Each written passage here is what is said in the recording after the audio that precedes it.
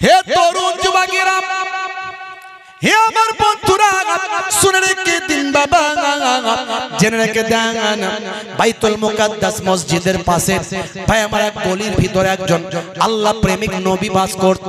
আল্লাহ প্রেমিক একজন নারী, আল্লাহ প্রেমিক একজন মহিলা বাস করত। তার নাম হলো আমিনা। ইন্টারনেটে ভাইরাল। হে তরুণ যুবকেরা, বাইতুল মুকাদ্দাসে মুসলমানদের নামাজ পড়া নিষেধ। নামাজ পড়তে পারবে না। প্রত্যেকটা ফটক, প্রত্যেকটা গেটেতে জালেমরা পাহারা দিচ্ছেন। হে তরুণ যুবকেরা, হে আমার মুরব্বিয়ানেরা, মুসলমানরা নামাজ পড়তে গেলে তাদের নামাজ পড়া নিষেধ বাবা। তাদের উপর জুলুম করে, অত্যাচার করে, আঘাত করে, রক্তাক্ত করে, তাদেরকে লাঞ্ছিত অপমানিত করে। বন্ধুরা আমার, তরুণ যুবকেরা, হে আমার মুরব্বিয়ানেরা, এমন সময় ওই আল্লাহর প্রেমিক নবী প্রেমিক বাবা নারী সেই সময় ঠিক করলেন, আহারে যে মসজিদে এক রাকাত নামাজ পড়লে 25,000 রাকাত নামাজের সওয়াব পাওয়া যায়, সেই মসজিদ আমার ঘরের কাছে, আমি সেখানে একদিনও নামাজ পড়বো না, এটা হতে পারে না। জীবন যাই যাবে, তবু সেই মসজিদে নামাজ আমি পড়ব। ঠিক করলেন, ফজরের নামাজটা আদায় করব। এই চিন্তা করে আমিনা একেবারে তাহাজ্জুদের সময় উঠে বললেন, তাহাজ্জুদের নামাজটা আদায় করে একেবারে ভাই আমার পর্দানসীন ওই নারী ফজরের আজানের আগে তিনি চলতে লাগলেন, হাঁটতে লাগলেন, টুক টুক টুক টুক করে হেঁটে হেঁটে ভাই আমার বাইতুল মুকাদ্দাসের ভাই আমার ফটকের সামনে গিয়ে দাঁড়িয়ে গেলেন। সেই সময় দরজার সামনে ভাই আমার জালেমদের ভাই আমার গার্ড সেখানে পাহারা দিচ্ছেন। ভাই আমার ওই সাহসী একজন নারী, সাহসী আল্লাহওয়ালি নেককার বান্দি নারীকে তারা প্রবেশ করতে বাধা দিচ্ছেন। তিনি বাধা অতিক্রম করে যাওয়ার চেষ্টা করছেন। জালেমরা বলে, যদি জোর করে যাওয়ার চেষ্টা করো তাহলে শাস্তির সম্মুখীন হবে। হে তরুণ যুবকেরা, তিনি আর বিতর্ক না পারিয়ে চিন্তা করলেন, উত্তর দিকের ফটকটা মাঝে মাঝে ফাঁকা থাকে, সেই উত্তর দিকের ফটক দিয়ে যদি ঢুকে যায় তাহলে জালেমরা হয়তো আমাকে দেখতে পারবে না। এই চিন্তা করে সেই সময় উত্তর দিকের ফটকের দিকে চলে গেলেন। হে তরুণ যুবকেরা, হে আমার বন্ধুরা, উত্তর দিকের ফটকের দিকে চলে গেলেন। উত্তর দিকের ফটকের কাছে গিয়ে উত্তর দিকের ফটকটা উন্মুক্ত ফাঁকা পেয়ে গেলেন। এই ফাঁকা ফটকে গিয়ে ঢুকে পড়লেন। সেখান থেকে ঢুকে বাইতুল্লাহ গিয়ে আল্লাহর ঘর মসজিদে গিয়ে বাইতুল মুকাদ্দাসে গিয়ে 2 রাকাত নামাজে সিজদায় নত হয়ে গেলে। জোরে হবে না, জোরে হবে না। 2 রাকাত নামাজ শুরু করে দিলেন। এমন সময় ঝরঝর করে কাঁদছেন, আল্লাহর কাছে কাঁদছেন, আমার আল্লাহ, আমার মাবুদ, তোমার বান্দি আমি, তোমার ঘরে নামাজ পড়তে এসেছি, জালেমরা আমাকে বাধা দেয়, তারা নামাজ পড়তে দিতে চায় না। কিন্তু তুমি তো রহমান, তুমি তো রহিম, তুমি তো সত্তার, তুমি তো গফফার, তুমি তো কাদের, তুমি তো জব্বার, তোমার অনেক ক্ষমতা, অনেক শক্তি, তুমি তো সবই দেখছো, সবই শুনছো, তুমি পারো আমাকে রক্ষা করতে পারো। হে তরুণ যুবকেরা, এমন সময় জালেমদের একজন গার্ড দেখতে পেয়ে গেছে, ছুটে ছুটে এসেছে। এই মেয়ে, তুমি সেই নামাজ পড়তে শুরু করেছো। ওই মহিলা মুখ তুলে তাকায়নি, আল্লাহর ইবাদতি মাশগুল আছে। যখন মহান রবের দরবারে তার গোলাম জানো, তার গোলামের মতো দাঁড়িয়ে আছে, কে কি বলল না বলল কানে তার যেন যায় না। এমন সময় ওই গার্ড রাগান্বিত হয়ে সঙ্গে সঙ্গে হকি টকি থেকে ফোন করলো। চারিদিক থেকে আরো অনেক গার্ডের এসে হাজির হলো। হে যুবকেরা, দুইটা বেলজিয়াম ট্রেনিং প্রাপ্ত হিংস্র কুকুর নিয়ে এসে হাজির হলো এবং অর্ডার করলো, যা এই বেলজিয়াম হিংস্র 2টো কুকুর যা ওই মহিলাকে ছিঁড়ে খা, হে তরুণ যুবকেরা, লাল চোখওয়ালা ভয়ঙ্কর হিংস্র বেলজিয়াম দুটো কুকুর হাউ হাউ করে চিৎকার করে গর্জন করতে করতে ওই পর্দাওয়ালি মহিলা নামাজি বান্দির দিকে ছুটে গেল। ছুটে ভয়ঙ্কর আওয়াজ করতে করতে গিয়ে হঠাৎ করে কাছাকাছি গিয়ে যেন ব্রেক মেরে দাঁড়িয়ে গেল, স্লিপ খেয়ে ছিটকে দাঁড়িয়ে গেল, যেন তাদের মাঝখানে একটা বিরাট আল্লাহর কুদরতি পাহারা আমার আল্লাহ দান করল। নারে তাকবীর, নারে তাকবীর। হে তরুণ যুবকেরা, কুকুরগুলো আর আওয়াজ বন্ধ করে দিল, চিৎকার করা কমিয়ে দিল। এরা তো অবাক হয়ে গেল, এ তো হওয়ার কথা নয়। এত ট্রেনিং প্রাপ্ত আমাদের বেলজিয়াম কুকুর, এ কেমন করে হতে পারে? এরা তো ঘাবড়ে গেল, ভয় পেয়ে গেল।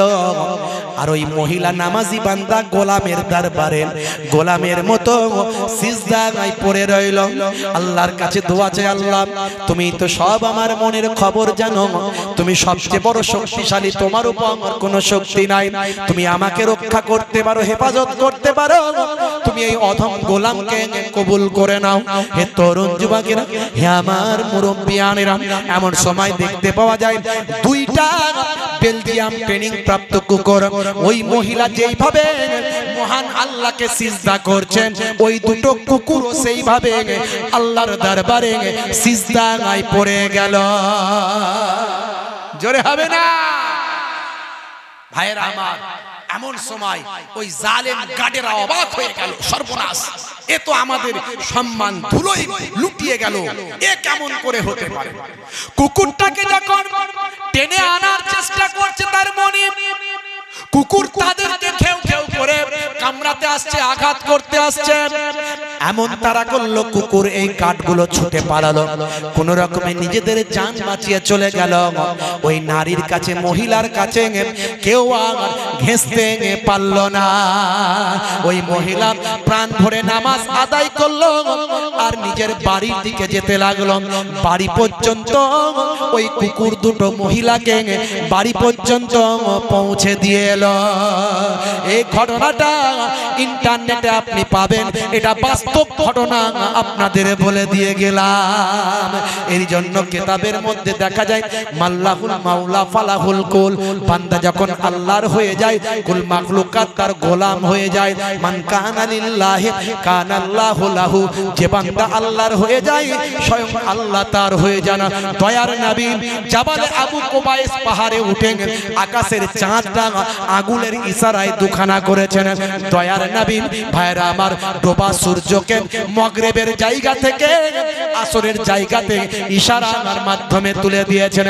হে তরুণ যুবকেরা, গাউসে আজম বড় পীর আব্দুল কাদের জিলানী আল বাগদাদি যে দোয়া চেয়েছে সে দোয়া কবুল হয়েছে। হিন্দুল ওলি খাজা গরিব নওয়াজ মাইনুদ্দিন চিশতি ভাইরা আমার আনা সাগর থেকে এক বালতি পানি তুলিয়েছেন, আনা সাগরটা শুকিয়ে গিয়েছে। মুজাদ্দিদুজ জামান পীর আবু বকর সিদ্দিক রাহমাতুল্লাহ আলাইহি, দাদা হুজুর পীর কেবলা রাহমাতুল্লাহ আলাইহি, তিনি কানে কানে কথাটা শুধু বলেছেন, আল্লাহর নেক বান্দা হুজুরের হাতে হাত দিয়ে বায়াত গ্রহণ করে ঈমানদার মুত্তাকি হয়েছে। জোরে হবে না? জোরে হবে না? এগুলো আল্লাহওয়ালা মানুষদের আল্লাহ ক্ষমতা দিয়েছে। সেই নবী কত কষ্ট করেছেন আপনার আমার জন্য, এই নামাজকে প্রতিষ্ঠা করার জন্য।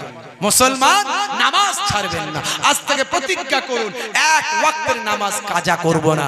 আর কাজা যদি হয়েও যায়, ঘুরিয়ে নামাজটা তাড়াতাড়ি কাজাটাকে আদা করে নেব। নামাজ হলো এমন একটা শক্তি, আল্লাহর সঙ্গে বান্দার ডাইরেক্ট যোগাযোগটা হয়।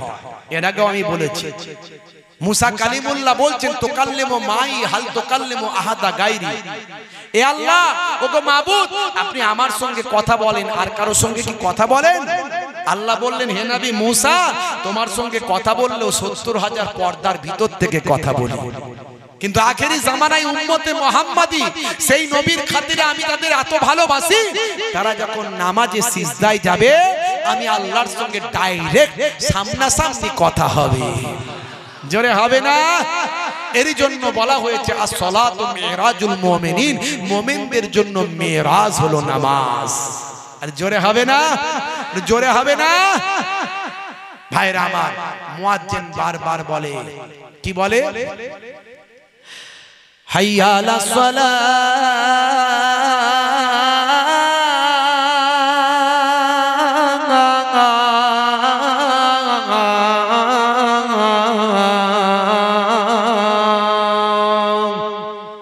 এসো নামাজের দিকে এসো। নামাজে এলে কি লাভ হবে? আল্লাহ বলছেন, হে মুয়াজ্জিন বলে দাও, নামাজে এলে আমি আল্লাহ তাকে কামিয়াবি দান করে দেব। তাই মুয়াজ্জিন আবার বলছেন, হাইয়া আলাল ফালাহ,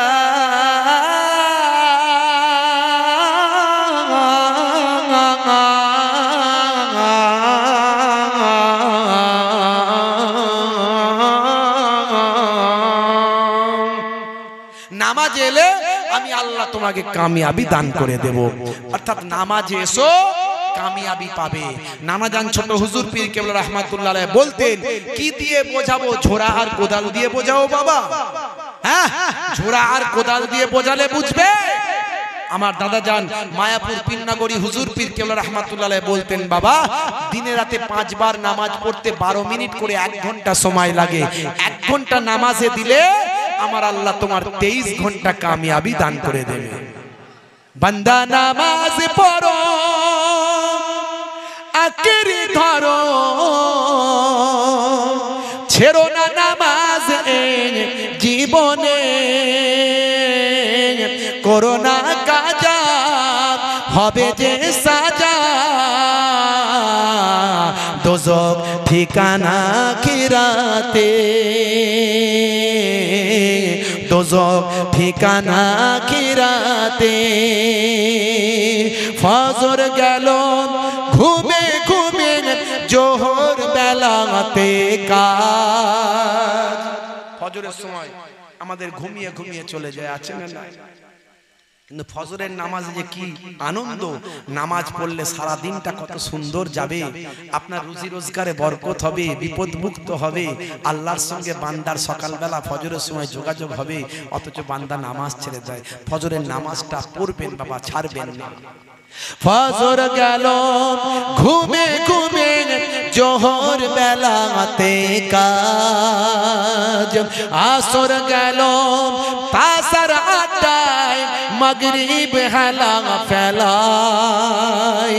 নামাজ তোমার সঙ্গের সাথী, নামাজ হলো ঘরের বাতি। নামাজ তোমার সঙ্গের সাথী, নামাজ হলো ঘরের বাতি। নামাজ বিনা এই দুনিয়ায় সবই যে বৃথা।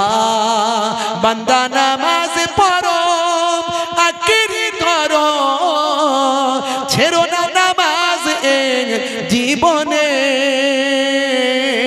করো না কাজা হবে যে সাজা, দোজখ ঠিকানা আখিরাতে, দোজখ ঠিকানা আখিরাতে। আল্লাহ রাব্বুল আলামিন আমাদেরকে দোজখের ঠিকানা জাহান্নাম থেকে হেফাজত করেন, বলো আল্লাহুম্মা আমিন।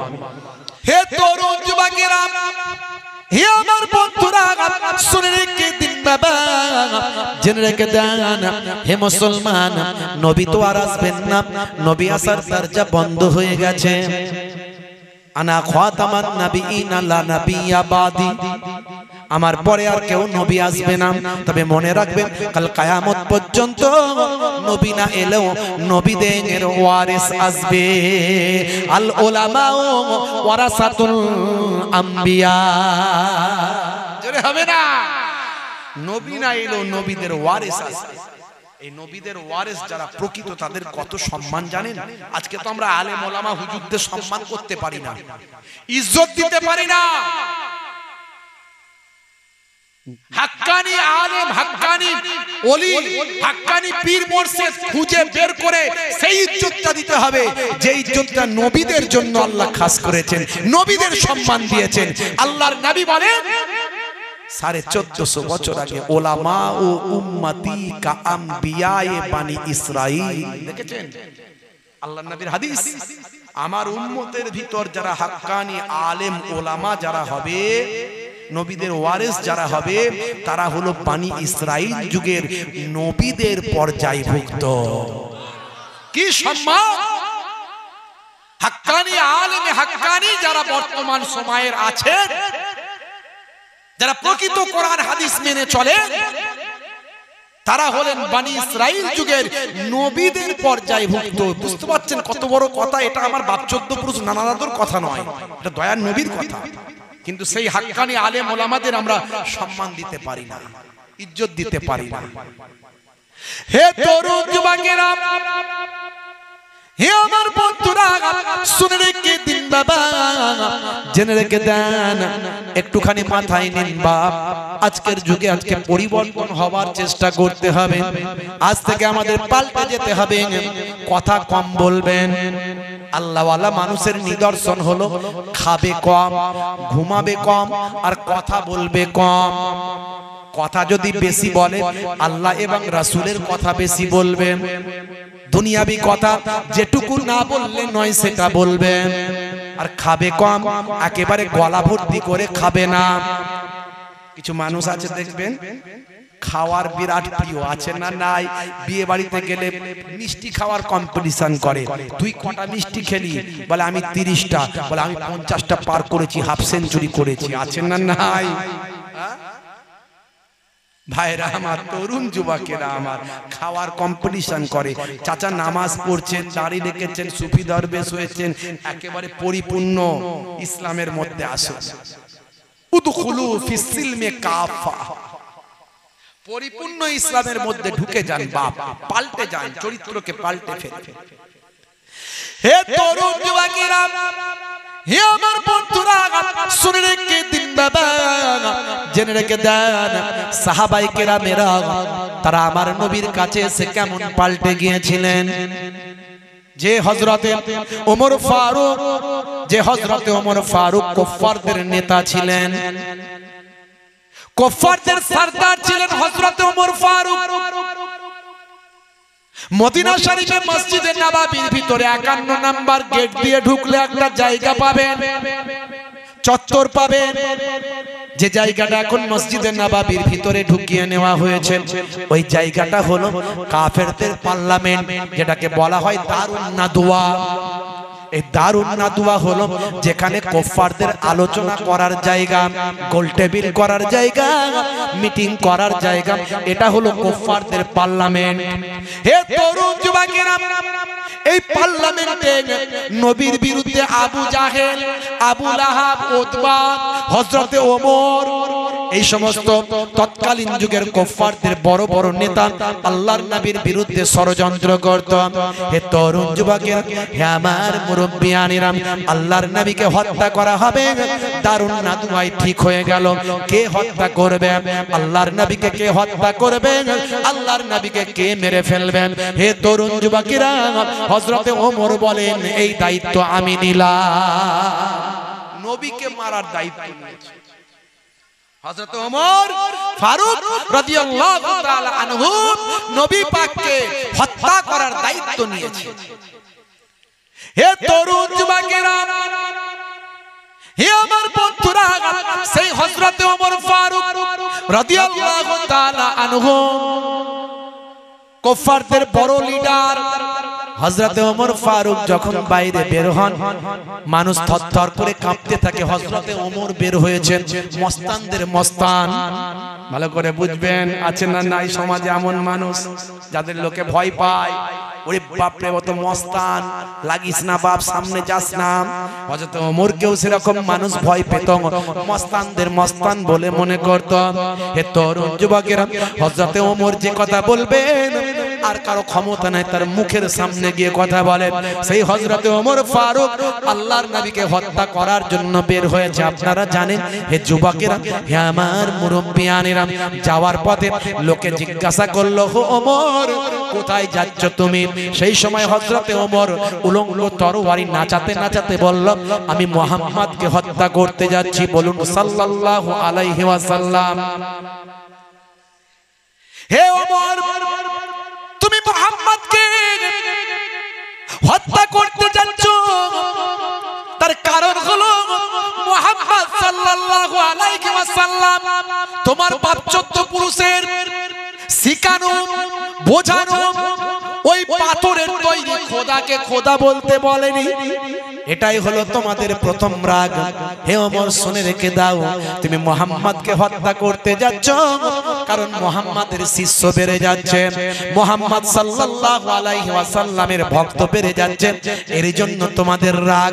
জানো না হযরতে ওমর, তুমি মুহাম্মদ সাল্লাল্লাহু আলাইহি ওয়াসাল্লামকে হত্যা করতে যাওয়ার আগে তুমি তোমার বোন বোনাইয়ের বাড়িতে একবার ঘুরে আসো, গিয়ে দেখো তোমার বোন আর বোনাই তারা আগে মুহাম্মদ সাল্লাল্লাহু আলাইহি ওয়াসাল্লামের শিষ্য হয়ে গেছে। জোরে হবে না? বোন বোনাইয়ের বাড়িতে গিয়ে মা ধর করে প্রথমে গিয়ে আল্লাহর কোরআনের তেলাওয়াত শুনেছে, বলছে হাঁপিয়ে গেছে, হাঁপিয়ে গিয়ে বলে কি পড়ছিস, পড় তো একবার শুনি। প্রথমে গিয়ে মারধর করেই দিয়েছে, বুঝতে পারছি, মারধর এই ওই সেই দিয়েছে মস্তান। এসে আগে আল্লাহর কোরআন শুনছিল, শুনতে পেয়েছে, পরে মনে পড়ে গেছে কি পড়ছিস, পড় তো দেখি একবার, মুহাম্মদ তোদের কি বলে ভক্ত করে, একবার শোনা তো দেখি। হে তরুণ যুবকেরা, এমন সময় বোন বোনাই আল্লাহর কালামুল্লাহ পাক তেলাওয়াত শুরু করলেন। আল্লাহর কোরআন মাজিদের তেলাওয়াত শুনে হযরতে ওমর ফারুকের হৃদয়টা বিগলিত হয়ে যায়, কারণ তারা হলেন আরাবিয়ান, তারা কোরআনের মানে বোঝেন, প্রত্যেকটা লাইন বোঝেন। এমন সময় আল্লাহর কালামুল্লাহ পাক তেলাওয়াত শুনে হযরতে ওমর বুঝতে পারলেন বর্তমান সময়ে যে কথাগুলো কোরআন মাজিদে লিপিবদ্ধ হয়েছে এই কথাগুলো আমাদের সমাজের কথা নয়, এই কথাগুলো মুহাম্মদ সাল্লাল্লাহু আলাইহি ওয়াসাল্লাম কোথা থেকে পাবে? না না না না, এটা তার নিজস্ব লেখা কেতাব কথা নয়, নিশ্চয়ই এই কথাটা মহান আল্লাহর বাণী। হযরতে ওমর ফারুক সেই সময় তওবা করে গোসল করে পবিত্র হয়ে দয়ার নবীর সামনে গিয়ে হাজির। দেখেছেন তাদের চরিত্রগুলো কেমন পাল্টে গেছে। হে জওয়ান যুবকেরা, হে আমার মুরব্বিয়ানেরা, শুনে রেখে দিন বাবা, আল্লাহর নবীর আরেকজন সাহাবী ছিলেন, নাম হলো হযরতে আবু জার গাফফারী রাদিয়াল্লাহু তাআলা আনহু, যিনি গিফার গোত্রের মানুষ ছিলেন, মস্তান। ইনিও বড় মস্তান, মস্তানদের মস্তান, বুঝতে পারছেন? হে যুবকেরা, হে আমার বন্ধুরা, শুনে রেখে দিন বাবা, জেনে রেখে দেন, মানুষকে যদি শাম সিরিয়ায় ব্যবসা করতে যেতে হয়, আরবের মানুষ যখন ব্যবসা করতে যায় শাম, আরবের মানুষ যখন ব্যবসা করতে যায় সিরিয়া, হে যুবকেরা শুনে রেখে দেন, জেনে রেখে দেন, এই গিফার গোত্রের উপর দিয়ে, এই গিরিপথ দিয়ে গিফারের উপর দিয়ে যেতে হয়। এই গিফার গোত্রের মানুষ ছিলেন হযরতে আবু জার গাফফারী রাদিয়াল্লাহু তাআলা আনহু, তিনিও একজন গিফার গোত্রের মস্তানদের মস্তান। বুঝতে পারছেন? ওই এলাকার উপর দিয়ে গেলে তিনি তোলাবাজি করতেন, তোলাবাজি। এই এখান দিয়ে ব্যবসা করতে যাবি আর আমাকে পয়সা দিয়ে যাবি না, দিয়ে যা, মাল ছাড়, নাহলে যা আছে সব নিয়ে নেব। বুঝতে পারছেন কত বড় মস্তান? বুঝতে পারছেন? হাতের ইশারায় কাজ। এখনো কিছু কিছু নেতা আছে দেখবেন, সবাই নয়, সব নেতা খারাপ নয়, আবার কি জি কিছু করলি বলে মাল ছাড়, আগে তুই মাল ছাড়, তারপরে তো সব কথা হবে। হ্যাঁ ভাইরা আমার, তরুণ যুবকেরা আমার, লোকে কিছু বলতেও পারে না, কি করবো রে বাবু, যা চলছে চলতে হবে, না হলে বিপদ, ঝগড়া, ঝামেলা, মারপিট, দাঙ্গা হাঙ্গামা, কি করবো রে বাবু। হ্যাঁ তো মস্তানদের মস্তান আবু জার গফফারি রাদিয়াল্লাহু তাআলা আনহু খবর পেলেন যে মুহাম্মদ নামের একজন ব্যক্তি মক্কা নগরীতে বেরিয়েছেন, তার অনেক শিষ্য ভক্ত হচ্ছে, কুফারেরা তার সঙ্গে লড়াই করছে, কিন্তু যে তার কাছে যায় তার কাছে যে কি জাদু কি মধু আছে তার ভক্ত হয়ে যায়। বুঝতে পারছেন? প্রথমে লোক পাঠালো, নবীর সঙ্গে দেখা করা নিষেধ, নবী পাকের সঙ্গে দেখা করা নিষেধ।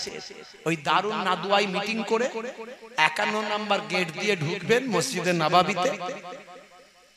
জি হ্যাঁ, দারুন নাদওয়াই মিটিং করে, পার্লামেন্টে কুফাররা মিটিং করে আল্লাহর নবীকে শিহাবে আবু তালিব, বুঝতে পারছেন, শিহাবে আলী, এই যে জাবালে আবু কোবায়েস পাহাড় থেকে একটু দূরে আবু জাহেলের যে ঘরটা আছে, এখন টয়লেট হয়ে গেছে। এই আবু জাহেলের যে ঘরটা আছে এখন টয়লেট হয়ে গেছে। এই ঠিক আবু জাহেলের ঘরের পেছনে ওই জায়গাটা শিহাবে আলী, ভাই আমার, হযরতে আবু তালিব আল্লাহর নবীর দাদাজান আব্দুল মুত্তালিব রাদিয়াল্লাহু তাআলা আনহুর যে বাড়িটা ছিল, যেটা এখন কুতুবখানা হয়েছে, আবু জাহিলের ঘরটা পার করে কাবা শরীফের পেছন দিকে, সাফা মারওয়ার ঠিক পেছন দিকে, যারা হজে গেছেন তারা জানবেন, যারা উমরা হজে গেছেন তারা জানেন, ওই শিহাবে আলী, শিহাবে আবি তালিব, ওই জায়গাতে আল্লাহর নবীকে ভাই আমার ওইখানে বন্দী করে রাখা হয়েছিল। তার ভক্ত সাহাবায়ে কেরামদের সবাই সম্পর্ক ছিন্ন করেছিল বছরের পর বছর ধরে। কত অত্যাচার করেছে কুফারেরা চিন্তা করতে পারে। হে তরুণ যুবকেরা, হে আমার বন্ধুরা, শুনে রেখে দিন বাবা, জেনে রেখে দেন, হযরতে আবু জার গফফারি রাদিয়াল্লাহু তাআলা আনহু তার একজন নিকট আত্মীয় ভাইকে মক্কা শরীফে পাঠিয়েছিলেন, যাও, শুনছি মুহাম্মদ সাল্লাল্লাহু আলাইহি ওয়াসাল্লাম একজন নবীর আবির্ভাব হয়েছে, তিনি মানুষের সঙ্গে এমন কথা বলছেন যে সবাই তার ভক্ত হয়ে যাচ্ছে। জোরে হবে না, জোরে হবে না। হে তরুণ যুবকেরা, হে আমার মুরব্বিয়ারা, শুনে রেখে দিন বাবা, জেনে রেখে দেন, হে মুসলমান একটু লক্ষ্য করুন, এ কথা চিন্তা করেন। আবু ভাই আমার আবু জার গফফারি রাদিয়াল্লাহু তাআলা আনহুর ভাই তখন চলে গেলেন। চলে গিয়ে তিনি দেখা করার সুযোগ সেভাবে পেলেন না, কারণ আল্লাহর নবীকে এমন ভাবে লোক চক্ষুর অন্তরালে রাখা হয়েছে, আল্লাহর নবীর সামনে যাবার কারো অনুমতি নাই। হে তরুণ যুবকেরা, তিনি ঠিকমতো খবরটা তার দাদাকে সে দিতে পারলেন না। হযরতে আবু জার গফফারি রাদিয়াল্লাহু তাআলা আনহু তিনি চিন্তা করলেন, আমি নিজে একবার খবরটা নিয়ে আসি, যে খবরটা আমি পাচ্ছি কতটা সত্য আর কতটা মিথ্যা নিজে ভেরিফাই করি। ভাই আমার, এই গিফার গোত্রের মস্তানদের মস্তান, ভাই আমার বিশাল বড় মস্তান হযরতে আবু জার গফফারি রাদিয়াল্লাহু তাআলা আনহু তিনি চলে গেলেন ভাই আমার কাবা শরীফের কাছে, মক্কা শরীফে তিনি গেলেন, গিয়ে সেখানে খোঁজ খবর নিলেন। হে যুবকেরা, হযরতে আলী মুর্তজা কারামাল্লাহু ওয়াজহুর সঙ্গে পরিচয় হলো, গোপনে আল্লাহর নবীর সঙ্গে সাক্ষাৎ হলো। আল্লাহর নবীর কাছে যাওয়ার পরে নবীর চাঁদ মুখখানা দেখে মুগ্ধ হয়ে গেল। আল্লাহর নবীর দুটো কথা শুনে অন্তরটা তার বিগলিত হলো, সঙ্গে সঙ্গে পড়তে শুরু করলো, লা ইলাহা ইল্লাল্লাহু মুহাম্মাদুর রাসূলুল্লাহ সাল্লাল্লাহু আলাইহি ওয়াসাল্লাম। ইয়া রাসূলুল্লাহ, আমি গিফার গোত্রের মস্তানদের মস্তান, আমি গোপনে গোপনে কালেমা পড়ব না, আমি প্রকাশ্যে পড়ব, কাবা শরীফের সামনে গিয়ে পড়ব। কত বড় বাপের বেটা আবু জাহিল হয়েছে, আমাকে সে মারুক দেখে। বুঝতে পারছেন ভাইরা, কাবা শরীফের সামনে গিয়ে আল্লাহর নামে স্লোগান দিতে লাগলেন, কালেমা পড়তে লাগলেন, ইয়া রাসূলুল্লাহ বলে আওয়াজ দিতে লাগলেন। এমন সময় আবু জাহিল লোকজন টিম নিয়ে এসে এই গিফার গোত্রের মস্তানদের মস্তান, বর্তমানে নবীর সাহাবী হযরত আবু জার গফফারি হুজুরের উপর আঘাত শুরু করলেন।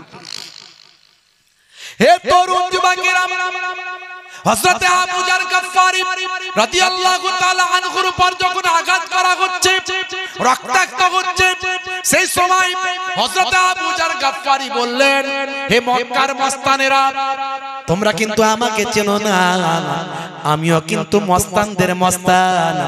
এখন নবীর ভক্ত হয়েছি, নবীর শিষ্য হয়েছি, তাই তোমাদের আমি এখন কিছু বলছি না, কিন্তু মনে রাখবে আমার শরীর থেকে রক্ত ঝরে গেলেও নবী ছাড়বো না, আল্লাহ ছাড়বো না। তবে একটা কথা মনে রাখবে, শাম সিরিয়ায় ব্যবসা করতে গেলে ওই গিফারের উপর দিয়ে তোমাদের যেতে হবে। বলে ছেড়ে দে মা, কেঁদে বাঁচা।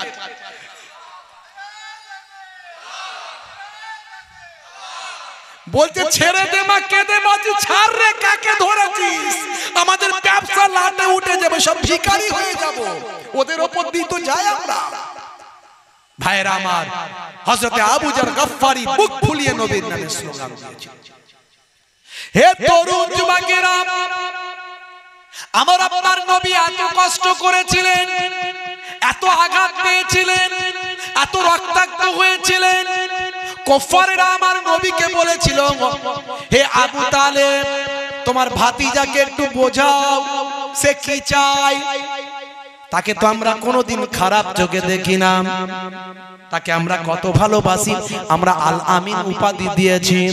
সে কোনোদিন মিথ্যা কথা বলে না, কোনোদিন মারপিট দাঙ্গা হাঙ্গামা ঝগড়া অশান্তি করে না, জবান দিয়ে কখনো কটু কথাটাও কাউকে বলে না, কোনোদিন গীবত শিকার চগলখড়ি করে না। হে আবু তালেব, তোমার ভাতিজা সত্যবাদী, তোমার ভাতিজার উপর আমাদের কোনো ব্যক্তিগত রাগ নাই, কিন্তু তোমার ভাতিজা আমাদের পূর্বপুরুষের ধর্মকে ধ্বংস করতে শুরু করেছে। হযরত আবু তালেব বললেন, আমার ভাতিজা কোনোদিন জোর করে তো কাউকে নিজের ধর্মে নিয়ে যায়নি, প্রত্যেকে যে যার নিজের স্বইচ্ছায় গেছে। আমার ভাতিজা তার নিজের ধর্মটা প্রচার করেছেন, কই আমি তো আমার ধর্ম ছেড়ে দিয়ে আমার ভাতিজার ধর্মটা আমি তো গ্রহণ করিনি, তো তোমাদের এত রাগ কিসে? আমার ভাতিজা যা করছে সে তার নিজের মতো করছে। হে তরুণ যুবকেরা, হে আমার বন্ধুরা, শুনে রেখে দিন বাবা, জেনে রেখে দেন, এমন সময় দেখতে পাওয়া যায় আবু জাহিল আবু লাহাব দারুন নাদওয়ায় মিটিং করল। মিটিং করে আবু তালিবকে বলল, তোমার ভাতিজাকে একটু বোঝাও, তার উপর বড় বিপদ আসার আগে একটু তাকে বোঝাও, সে আমাদেরই ঘরের সন্তান, সে মক্কার বড় সম্ভ্রান্ত ফ্যামিলির সন্তান, কাবা ঘরের খাদেমদের সন্তান, কাবা ঘরের দেখভাল যারা করে সেই কুরাইশ গোত্রের সন্তান, তাকে একটু ভালো করে বোঝাও, সে কি চায়, সে শুধু আমাদের ধর্মের বিরুদ্ধে যেন বলাটা বন্ধ করে দেয়, সে আমাদের পূর্বপুরুষের ধর্মের বিরোধিতা না করে, এটা তাকে একটু বুঝিয়ে দাও, এতে সে যে যা চায় আমরা তাকে সেটাই দেব। সে যদি ধনী হতে চায়, সোনার উপর ভাই আমার মতি জহর যা কিছু আছে, টাকা পয়সা ধন দৌলত তাকে আমরা দিয়ে দেব, মক্কার সেরা ধরি বানিয়ে দেব। সে যদি সুন্দরী নারী চায়, মক্কার সুন্দরী নারীটা তার সঙ্গে বিবাহ দেব। সে যা ক্ষমতা যদি চায়, নেতা হতে চায়, আমাদের ওপরে তাকে বড় নেতা বানিয়ে দেব। তাকে বোঝাও একটু, সে যেন আমাদের পূর্বপুরুষের খোদার বিরুদ্ধে না বলে, আমাদের বানানো লাত ও বালাত উজ্জার বিরুদ্ধে না বলে। হযরত আবু তালিব দয়ার নবীর চাচা যান, নবীকে বড় ভালোবাসতেন, যদিও তিনি শেষ পর্যন্ত ঈমান কবুল করেননি। কুফারদের ভয়েতে কুফারীরা তাকে খারাপ বলবে, মন্দ বলবে, বলবে হয়তো নিজের ভাতিজা বলে ঈমান কবুল করেছে তাই তিনি করেননি। হে তরুণ যুবকেরা, হে আমার মুরব্বিয়ানেরা, কিন্তু নবী পাককে অনেক ভালোবাসতেন। দয়ার নবী বলেছেন, আমার চাচাজিকে জাহান্নামে সবচেয়ে হালকা শাস্তি দেওয়া হবে। সারাটা জীবন নবীকে এত ভালোবেসেছেন, এত মহাব্বত করেছেন হযরত আবু তালিব, হযরত আলী রাদিয়াল্লাহু তাআলা আনহুর আব্বা জান। হে তরুণ যুবকেরা, হে আমার বন্ধুরা, শুনে রেখে দিন বাবা, জেনে রেখে দেন, হে মুসলমান একটু লক্ষ্য করুন। এমন সময় চাচা জান বোঝাতে শুরু করলেন, হে আমার কলিজার টুকরা ভাতিজা, তোমার তো বাপ নাই মা নাই, আমরাই তোমার বাপ। আম্মা তোমার গায়ে একটা আঘাত আসলে তার আগে আমাদের গায়ে আঘাত আসতে হবে, এতটাই ভালোবাসি। তুমি যা বলো সত্য বলো, এটা আমরা জানি, তাই তোমার বিরোধিতা আমরা তো করি না। কিন্তু মনে রাখবেন ওই কুফারে কুরাইশরা তারা তোমাকে সহ্য করতে পারে না। বাবা কি হবে দ্বন্দ্ব করে, কি হবে ঝগড়া অশান্তি করে, মনোমালিন্য করে, আজ থেকে তুমি আমাদের পূর্বপুরুষ, আমাদের খোদা, আমাদের লাত বালাত উজ্জা, যেগুলো আমরা পাথরের স্ট্যাচু বানিয়ে খোদা বলে মনে করি, সেগুলোর বিরুদ্ধে বলা তুমি বন্ধ করে দাও। ওরা বলেছে তোমার যা লাগবে তাই দেবে, নেতা হতে চাইলে নেতা বানাবে, টাকা চাইলে ধনী সম্পদশালী করবে, সুন্দরী নারী চাইলে তাও তোমাকে মক্কার সুন্দরী নারীটার সঙ্গে বিয়ে দেবেন। বাবা তুমি ঝুট ঝামেলায় যেও না। এমন সময় দয়ার নবী বলেছিলেন, চাচা যান শুনে রেখে দেন, জেনে রেখে দেন, আমি কোনো সাধারণ মানুষ নয়, আমার উপর আল্লাহর ওহী আছে, আমি হলাম পয়গম্বর, আখিরি জামানার আমি নবী। আমার উপর যেটা অর্ডার এসেছে সেই অর্ডার পালন করতে হবে। তাতে যদি আমার শরীরের রক্তবিন্দু শেষ হয়ে যায় তবু আল্লাহর নির্দেশ মানতে হবে। ও চাচা জান শুনে রেখে দেন, মক্কার ওই সমস্ত কুফারে কুরাইশদেরকে জানিয়ে দেন, তারা যেটা করছে ভুল করছে। পাথর কখনো খোদা হতে পারে না, গাছ কখনো খোদা হতে পারে না, পাহাড় কখনো খোদা হতে পারে না, চাঁদ কখনো খোদা হতে পারে না, সূর্য কখনো খোদা হতে পারে না, সমুদ্র কখনো খোদা হতে পারে না। ও চাচা জান তাদের গিয়ে জানিয়ে দেন, মহান রব হলেন একজন, মহান স্রষ্টা হলেন একজন, খোদা হলেন একজন। কুল হুয়াল্লাহু আহাদ আল্লাহুস সামাদ লাম ইয়ালিদ ওয়া লাম ইউলাদ ওয়া লাম ইয়াকুল লাহু কুফুয়ান আহাদ। চাচা জান আপনি তাদের বলে দিন, তারা যদি আমার এক হাতে চাঁদ দেয় আর এক হাতে যদি আকাশ থেকে সূর্যটা নামিয়ে দিয়ে দেয়, তবু আমার জীবন চলে গেলেও আমি আল্লাহর ওয়াহদানিয়াতের কথা, আল্লাহর একত্ববাদের কথা বলা বন্ধ করব না। জোরে হবে না? ও শহরে মোহাব্বত जहां मुस्तफा है वही घर बनाने को दिल चाहता है। जोरे हवे ना, जोरे हवे ना। वो शहरे मोहब्बत जहां मुस्तफा है वही घर बनाने को दिल चाहता है। वो सोने से कंकर वो चांदी सी मीठी नजर में बसाने को दिल चाहता है। अरे जोरे हवे ना। जो पूछा नबी ने कि कुछ घर भी छोड़ा तो सिद्दीक़ अकबर के होठों पे आया। जो पूछा नबी ने कि कुछ घर भी छोड़ा तो सिद्दीक़ अकबर के होठों पे आया। वहाँ मालो दौलत के क्या है हकीकत, वहाँ मालो दौलत की क्या है हकीकत। जहाँ जल लुटाने को दिल चाहता है, जहाँ जल लुटाने को दिल चाहता है। वो शहरे मोहब्बत जहाँ मुस्तफा है वही घर बनाने को दिल चाहता है। जोरे हवे ना। আর জোরে হবে না जिहादे मोहब्बत की आवाज गूंजी कहाँ नज़ला ने ए दिलों से अपने जिहादे मोहब्बत की आवाज गूंजी कहाँ नज़ला ने ये दिलों से अपने इजाजत आ गए तो जामे शहादत इजाजत आ गए तो जामे शहादत लाबों से लगाने को दिल चाहता है लाबों से लगाने को दिल चाहता है वो शहरे मोहब्बत जहाँ मुस्तफा है वही घर बनाने को दिल चाहता है अल्लाहुम्मा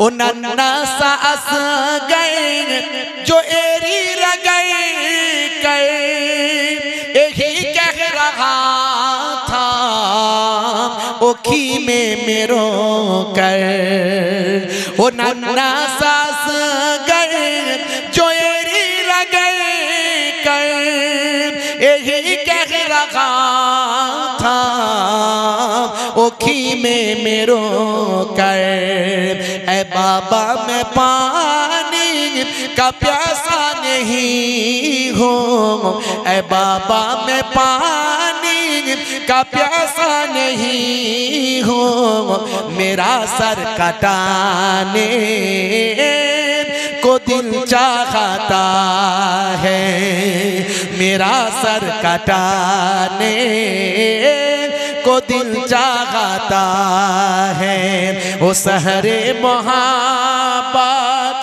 जहाँ मुस्तफा है वही घर बनाने को दिल चाहता है अल्लाहुम्मा सल्ली अला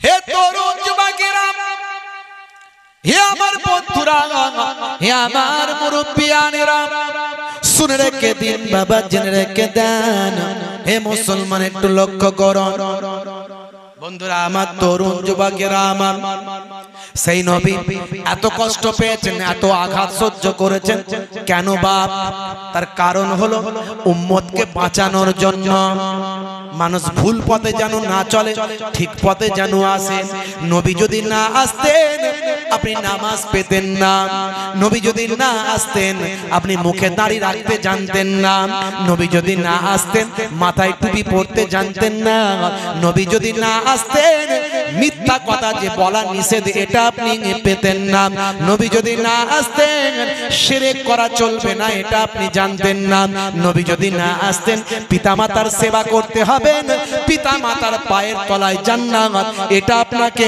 কে শেখাতো নবী যদি না আসতেন লটারির টিকিট কাটা সুদ ঘুষের ব্যবসা করা হারাম এটা আপনি জানতেন না নবী যদি না আসতেন গীবত শেখা চগলখড়ি করা চলবে না এটা আপনি জানতেন না হে তরুণ যুবকেরা আমার নবীর জন্যই তো আমরা জেনেছি সেই নবী এত কষ্ট করেছেন কেন আমাদের বাঁচানোর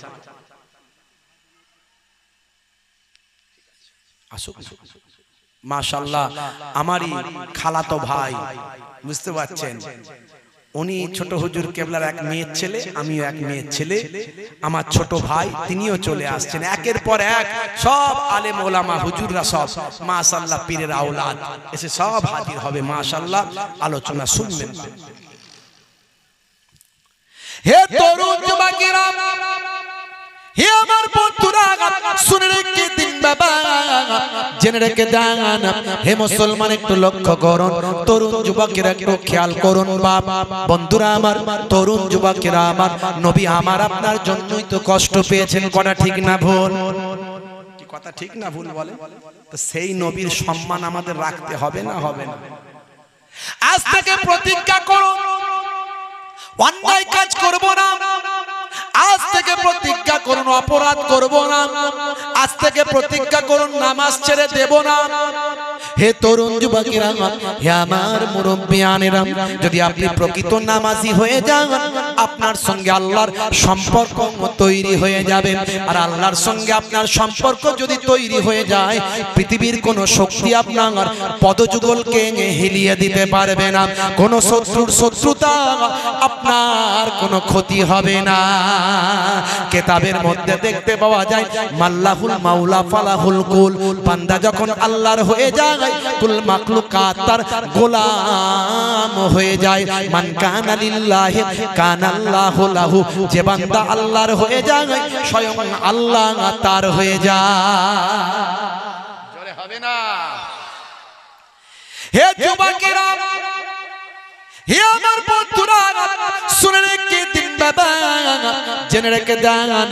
হে মুসলমান একটু লক্ষ্য করুন বন্ধুরা আমার, তরুণ যুবকেরা, হে আমার মুরব্বিয়ানেরা, বাইতুল মুকাদ্দাস মুসলমানদের প্রথম কিবলা।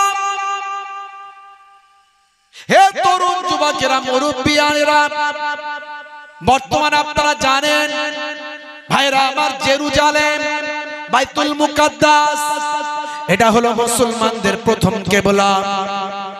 পৃথিবীর তিনটে মসজিদের কথা বলা হয়েছে, তিনটে মসজিদে সফর করতে আল্লাহর নবীর নির্দেশ। তিনটে মসজিদে তোমরা সফর করো। এক নাম্বার হলো মসজিদুল হারাম, সেটা হলো কাবা শরীফ।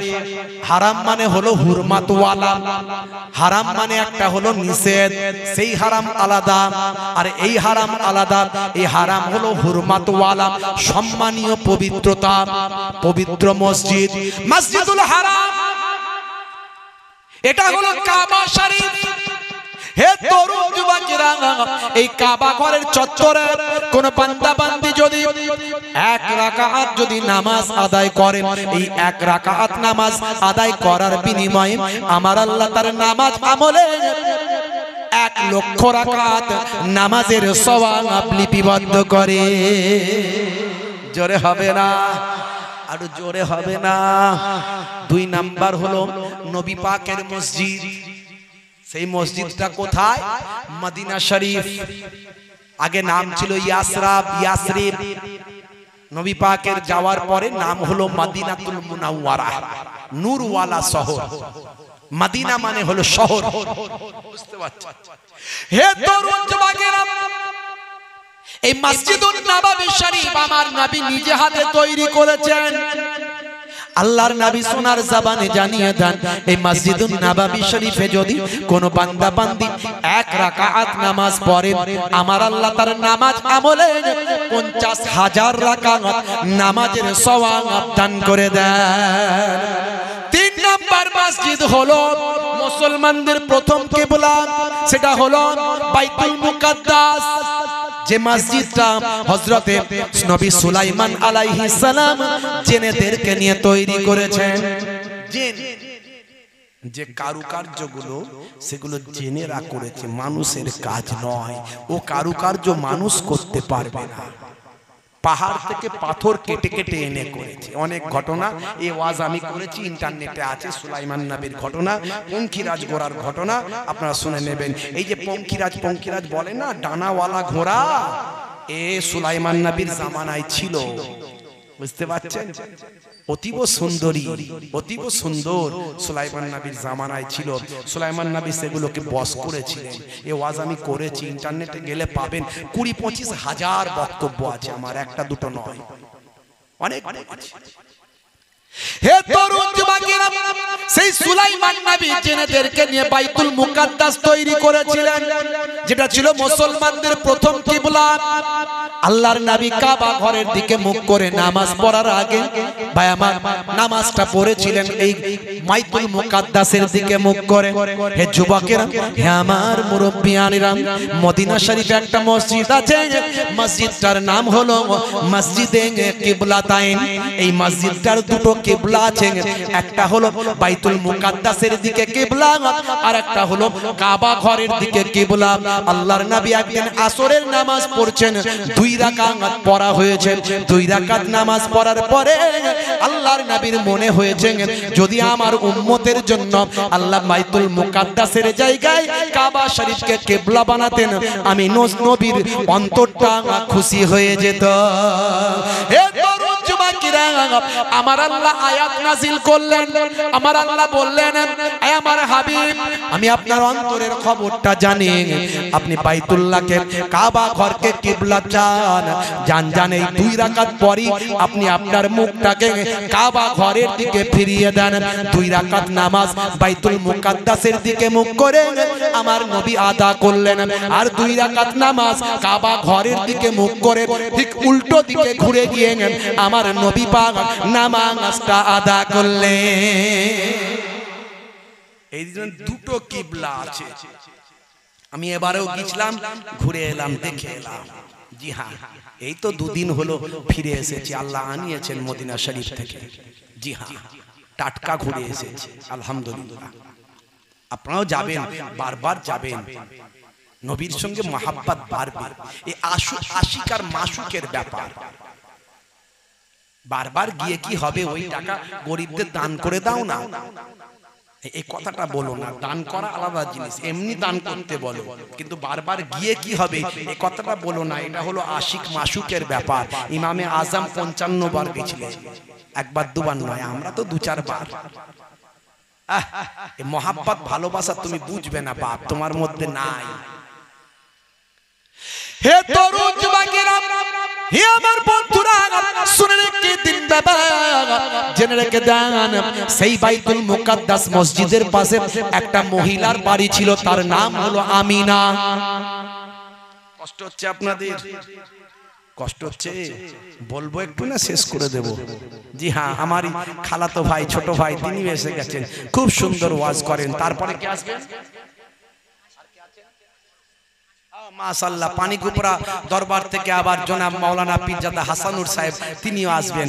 মাশাআল্লাহ, আখেরি দোয়া করবেন। আমার টাইমটা ভাইরা লিখিয়েছিলেন 11টা থেকে, পরে একটু ওনারা বললেন যে হুজুর আপনাকে 12টা থেকে। আমি বললাম দেখো আমার শরীর ভালো নয়, আমি এমনি দেখে মনে হয় রোগা পাতলা মানুষ, তো বয়স মনে হয় কম, প্রায় 45 বছর বয়স, বুঝতে পারছেন। একেবারে যে কম তা নয়, মেঘে মেঘে বেলাটা ভালোই হয়েছে। শরীরে অনেক রকম রোগ ধরে আছে বাবা, অনেকগুলো ওষুধ খেতে হয়। আমি সেই 3টে-4টে পর্যন্ত থাকতে পারি না। এখন না হলে ছুটি চলছে, কিন্তু আমিও হাই স্কুল টিচার, উচ্চ মাধ্যমিক একটা হাই সেকেন্ডারি স্কুলের শিক্ষক, প্রায় 17 বছর হয়ে গেল, বুঝতে পারছেন। হ্যাঁ, তো বাবা আমাকে আর ওই 12টা থেকে দিও না, দিলে তাহলে আগে করে দাও। তো ভাইরা বলে তাহলে হুজুর আপনি সন্ধ্যাবেলা করে দেন। ঠিক আছে, আলহামদুলিল্লাহ, জিকিরের মজলিসটাও হবে আর আমি একটু তাড়াতাড়ি বাড়িও যেতে পারবো। ঠিক আছে, এই তো এতদিন একটা ওয়েদার থেকে এসেছে, ওখানকার ওয়েদার অন্যরকম।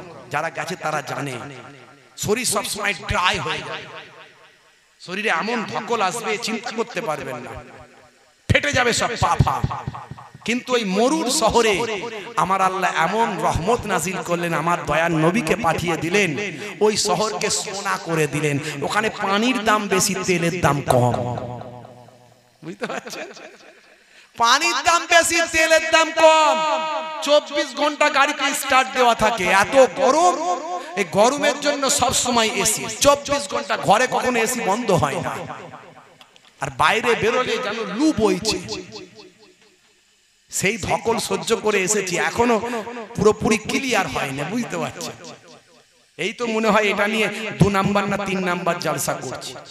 খুব সংক্ষেপে বলি, ছোট করে আপনাদের খেদমত থেকে বিদায় নেব। লিখে লাখে কি দেয় বাবু? দরুদ শরীফ আল্লাহুম্মা, কি লিখেছে?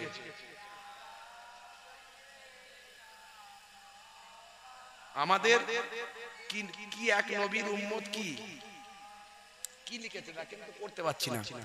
আমাকে আবার নতুন পড়াশোনা করতে হবে। কি লিখেছে? কি বলো? আমাদের কি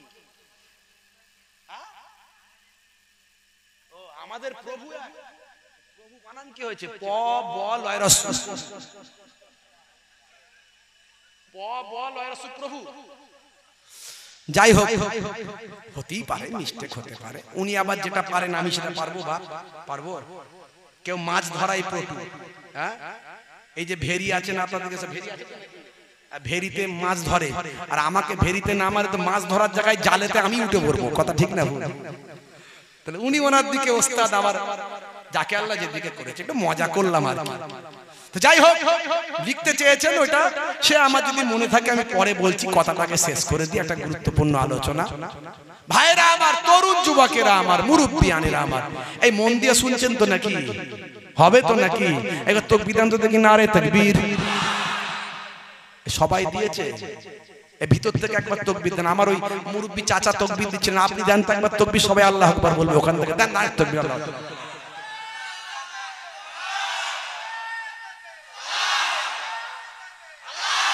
মাশাআল্লাহ মাশাআল্লাহ অন্তর থেকে এতক্ষণ ওয়াজ করছি নবীর ভালোবাসা নিয়ে ওয়াজ করছি এবারে একটু নবী কেন এত কষ্ট করেছিলেন আপনাকে আমাকে হেদায়েতের জন্য নামাজের জন্য নবীর তরিকা মেনে চলার জন্য সুন্নতের জন্য নবী এত কষ্ট পেয়েছেন আমার আপনার জন্য আমার আপনাকে জান্নাতি বানানোর জন্য জোরে বলুন সুবহানাল্লাহ একটা উদাহরণ দেব একটা যদি আপনি আল্লাহর হয়ে যান নবীর হয়ে যান কেমন গায়েবী মাদাত গায়েবী সাহায্য আপনার উপর আসে একটা উদাহরণ দেব আরে দুশমন কি করবে দুশমনদের চিন্তা আপনি করবেন না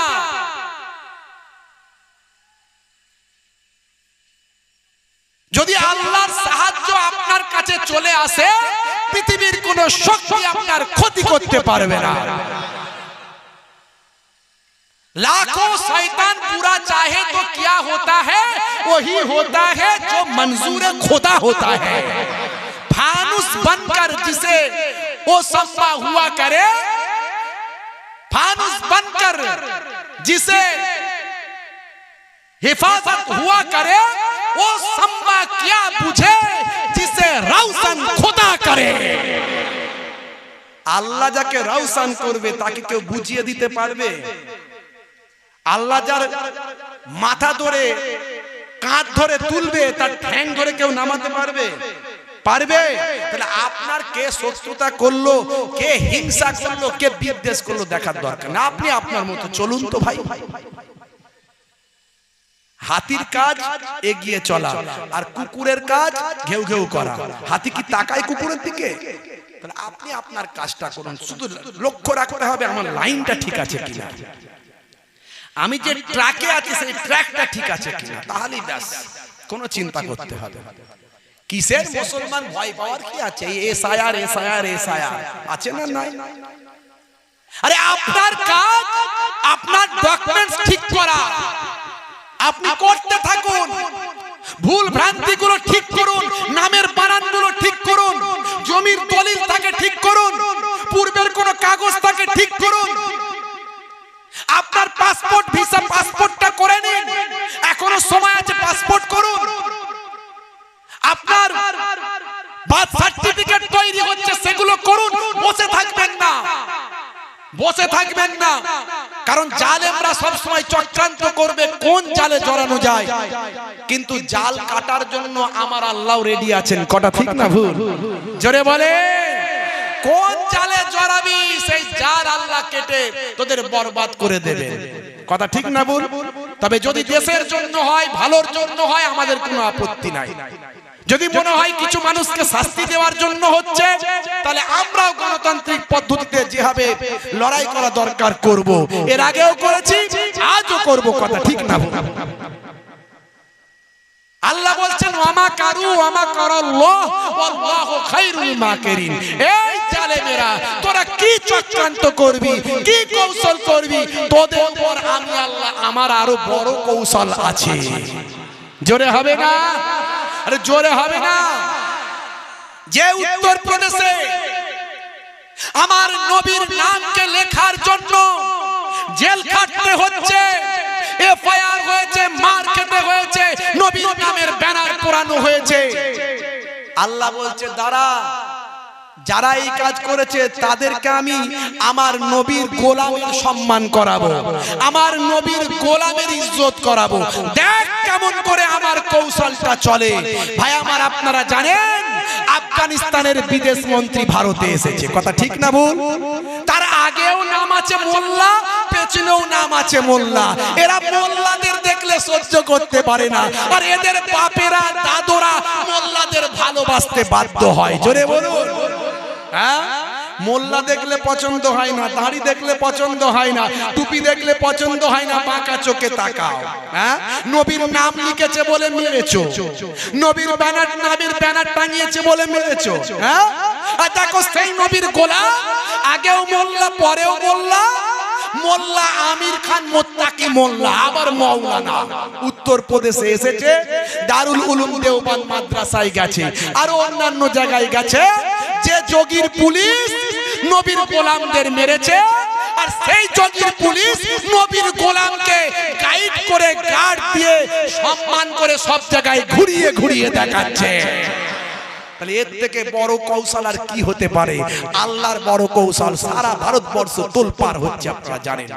ভাইরা আমার, তরুণ যুবকেরা আমার, মুরব্বিয়ানেরা আমার, মুসলমান, একটুখানি আপনাদের ভাবতে হবে, চিন্তা করতে হবে। নবীর গোলাম যদি হয়ে যান, পৃথিবীর কোন শক্তি আপনার পা দুটোকে টলিয়ে দিতে পারবে না, আপনাকে ধ্বংস করতে পারবে না। কত শান কত মান মোর কামলিওয়ালা, ও গো মদিনাওয়ালা, ও গো মদিনাওয়ালা, করো করুণা দিদার দাও গো শাহে মদিনা, দিদার দাও গো শাহে মদিনা। নবী রওজা শরীফ দেখে মন ভরে না, দিদার দাও গো শাহে মদিনা, দিদার দাও গো শাহে মদিনা। আল্লাহুম্মা সাল্লি আলা। যে কানপুরের মতো জায়গা উত্তরপ্রদেশে ঈদে মিলাদুন নবীর মিছিলে ইসালে সওয়াবে আইলা মুহাম্মদ সাল্লাল্লাহু আলাইহি ওয়াসাল্লাম ব্যানার লাগানো হয়েছে। সেই ব্যানারকে কেন্দ্র করে অনেক ঝামেলা। আমার নবী শান্তির বাণী ছড়িয়েছে, চুরি হয়েছে, চুরি বন্ধ করেছেন আমার নবী। নারীদের জিন্দা কবরে দাফন করা হতো, কন্যা সন্তানের জন্ম হলে তাকে হত্যা করা হতো। আমি সেই জায়গাটা দেখে এসেছি। জায়গাটার নাম হলো মাকবারাতুশ শিবাইকা। এটা কাবা শরীফের চত্বরের বাইরে একটা ফাঁকা জায়গা। আপনারা জিজ্ঞাসা করলে সবাই বলতে পারবে না, জায়গাটা ফাঁকা জায়গা। ওই জায়গাটায় জাহেলি যুগে কন্যা সন্তানের জন্ম হলে সেখানে তারা জ্যান্ত হত্যা করে দিত, দাফন করে দিত। শুধু তাই নয়, আম্মাজান সুমাইয়া রাদিয়াল্লাহু তাআলা আনহাকে জালেম, এই যে জালেম আবু জাহেল, এরা শহীদ করে ওই জায়গাতে দাফন করে দিয়েছে। সেই জায়গাটা ফাঁকা পড়ে আছে। আমার নবী এই নারীদের সম্মান দিয়েছে। আমার নবী অপরাধ মুক্ত সমাজ গঠন করেছে। আমার নবী যুদ্ধ বিগ্রহ বন্ধ করেছে। অথচ সেই নবীর ব্যানার শান্তির বার্তা দেয়, আর সেই নবীর ব্যানার টাঙানো হয়েছে বলে উত্তরপ্রদেশের মতো জায়গায় যোগীজির পুলিশ এফআইআর নিয়েছে, অন্যায়ের বিরুদ্ধে প্রতিবাদ করায় তাদের উপর আঘাত করেছে, তাদেরকে জেলে দিয়েছে, আঘাত করেছে, মারধর করেছে, এমনকি অনেকে বাড়িতে বুলডোজার পর্যন্ত চালিয়েছে। কিন্তু আমার বক্তব্য, কটা বুলডোজার চালাবে, কটা মানুষের নামে এফআইআর করবে, কজনকে জেলে দেবে, কটা ব্যানার জ্বালিয়ে পুড়িয়ে দেবে? আজকে দেখুন উত্তরপ্রদেশে কয়েকটা ব্যানার খুলে জ্বালিয়ে দেওয়া হয়েছে, পুড়িয়ে দেওয়া হয়েছে, খুলে দেওয়া হয়েছে, মারধর করা হয়েছে। সারা পৃথিবীতে প্রত্যেকটা অলিতে গলিতে আই লাভ মুহাম্মদ সাল্লাল্লাহু আলাইহি ওয়াসাল্লামের ব্যানার লাগিয়ে দেওয়া হয়েছে। কটা পারবে? আমি তো এই জন্য বলি আমাদের নবী প্রেম কমে যাচ্ছিল, এটা একটা মাধ্যম, সবই তো আল্লাহর ইচ্ছা। এর মাধ্যমে আমাদের নবী প্রেম অনেক বেড়ে গেছে। কথা ঠিক না ভুল? মুসলমান মার খাচ্ছে নবীকে ভালোবাসার জন্য, ওই মারটা মার নয়, ও জান্নাতে যাওয়ার রাস্তা ক্লিয়ার হচ্ছে। যারা জেলে গেছে আইলা মুহাম্মদ সাল্লাল্লাহু আলাইহি সাল্লাম লেখার জন্য, তারা কোনো খুন করেনি, তারা মার্ডার করেনি, তারা জেনা করেনি, তারা ব্যভিচার করেনি, তারা অন্যায় করেনি, তারা অপরাধ করেনি, তারা তাদের নবীর ভালোবাসায় ব্যানার লাগিয়েছে। আপনি রাম পুরুষোত্তম রামজিকে ভালোবাসেন, তার নামে স্লোগান দিতে পারেন, জয় শ্রীরাম বলতে পারেন, এটা আপনার অধিকার আছে, বলতে পারেন। জয় হনুমানজি বলতে পারেন, জয় গণেশজি বলতে পারেন, জয় মাতা দুর্গাজি বলতে পারেন, জয় ক্রিসমাস বলতে পারেন, জয় জিসাস বলতে পারেন, জয় মাতা টেরেসা বলতে পারেন।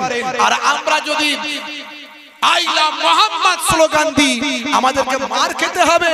মনে রাখবেন, তোমার ক্ষমতা আছে, মারছো মারো, কিন্তু মনে রাখবেন কজনকে মারবেন। সারা পৃথিবীতে আইলা মুহাম্মদ সাল্লাল্লাহু আলাইহি সাল্লামের ধ্বনি গ্রামে গঞ্জে পাড়ায় পাড়ায় প্রত্যেকটা মুসলমানের রক্তের ফোঁটায় ফোঁটায় নবীর নাম লিপিবদ্ধ আছে।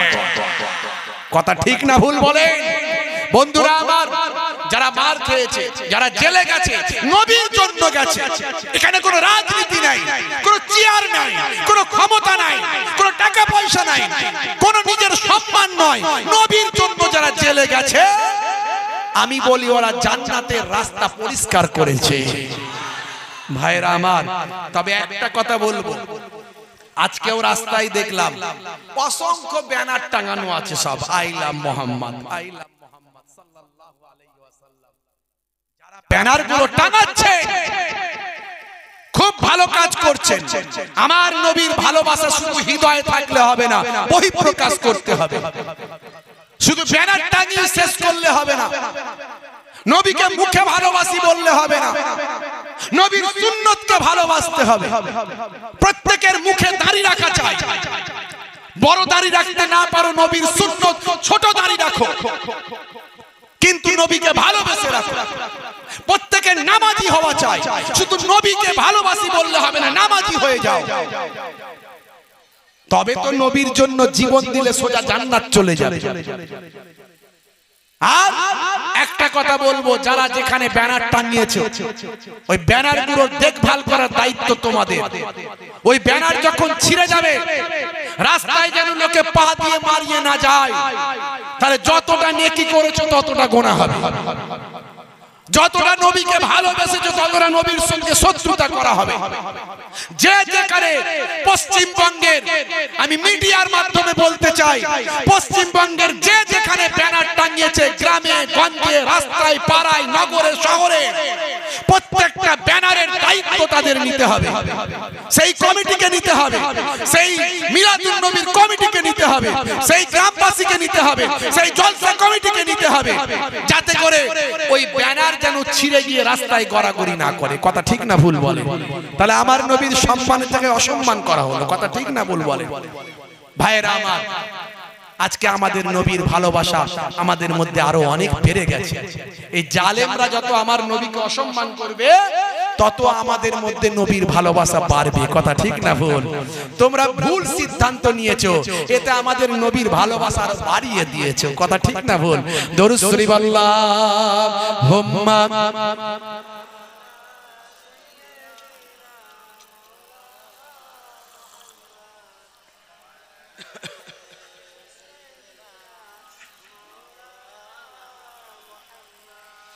আল্লাহুম্মা সাল্লি আলা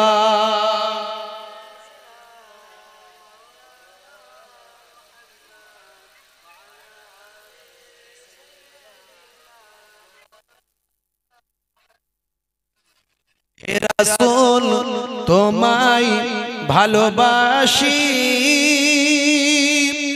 অন্তরে শুধু মুখে না, জান্নাতের আশায় নয় হে রাসূল, জাহান্নাম কেউ ডরি না। জোরে হবে না? এই যে জান্নাত জাহান্নাম, এই ব্যাপারটা নিয়ে অনেক বিতর্ক আছে। আচ্ছা, আমি জাহান্নামকে ভয় পাই না এটা বলার ক্ষমতা কারো আছে? জাহান্নাম আর কি ভয়ঙ্কর শাস্তি, আর জান্নাত আমি চাই না এটা বলার কারো ক্ষমতা আছে? কিন্তু ওই সময়তেই সেই ব্যক্তি বলতে পারে যে নবীকে পেয়ে গেছে। নবীকে যখন পেয়ে গেল তার আর কিচ্ছু লাগবে না। এটা কবিদের কবিতা। ভাবুক কবিরা হয় ভাবুক। কবি চিন্তা করছেন যে আমি নবীকে পেয়ে গেছি, তাই আমার আর কিচ্ছু লাগবে না। এটা আশিকার মাশুকের কথা। হে রাসূল তোমায় ভালোবাসি, অন্তরে শুধু মুখে না, জান্নাতের আশায় নয় হে রাসূল, জাহান্নাম কেউ ডরি না, জান্নাতের আশায় নয় হে রাসূল, জাহান্নাম কেউ ডরি না। আল্লাহুম্মা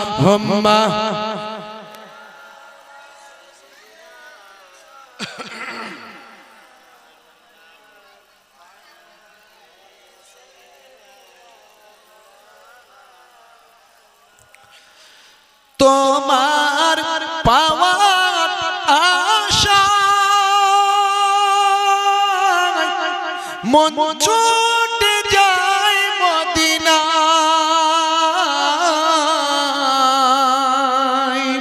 এ আশিকে দিদার দাও না, একবার দেখা দাও না,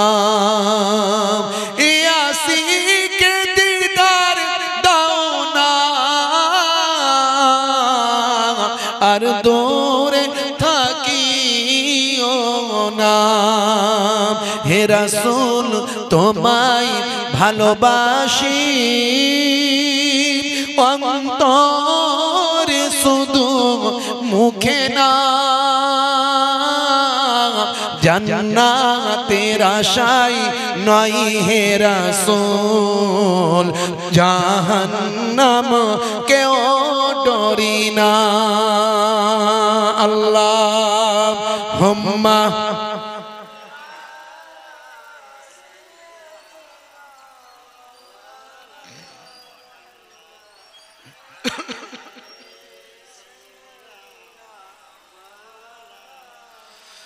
তোমার ওই নাম শুনিলাম, এই চোখে দেখিলাম না,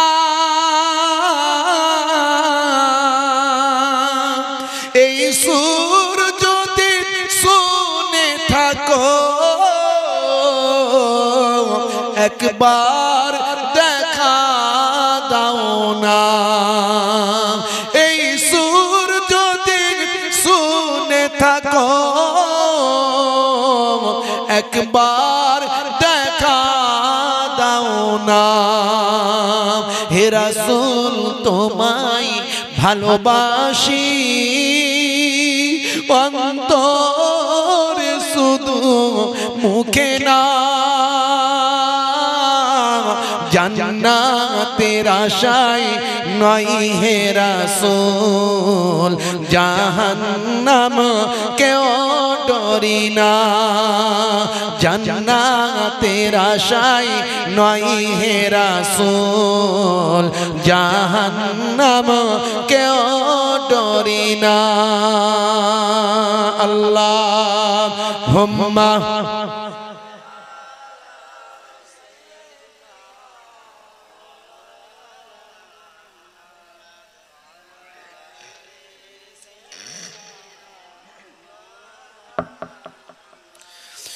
কত আশিক যায় মদিনা, তবরা যায় আতহা,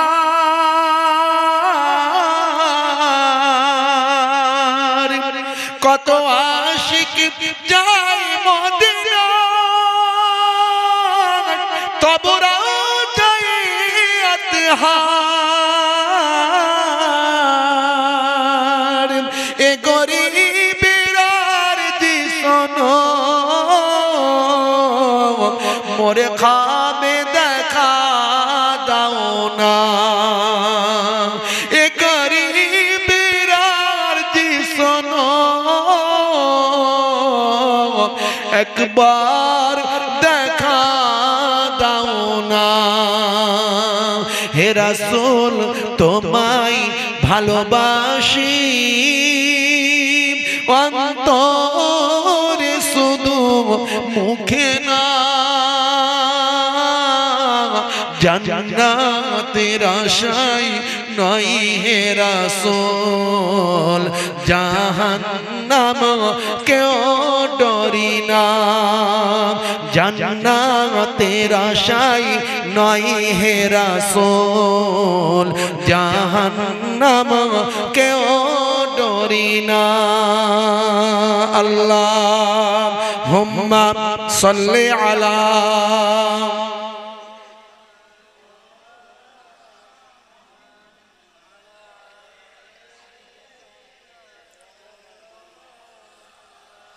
وقال الله تعالى في كلامه المجيد والفرقان الحميد يا أيها الذين آمنوا اتقوا الله وكونوا مع الصادقين وقال الله تعالى أيضا في كتابه مخبرا وإذ قال ربك للملائكة إني جاعل في الأرض خليفة قالوا أتجعل فيها من يفسد فيها ويسفك الدماء ونحن نسبح بحمدك ونقدس لك قال إني أعلم ما لا تعلمون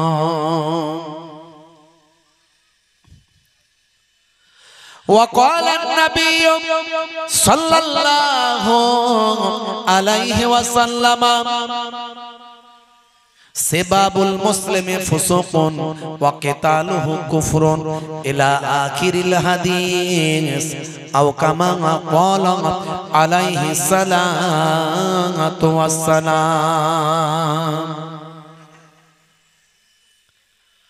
وقال النبي صلى الله عليه وسلم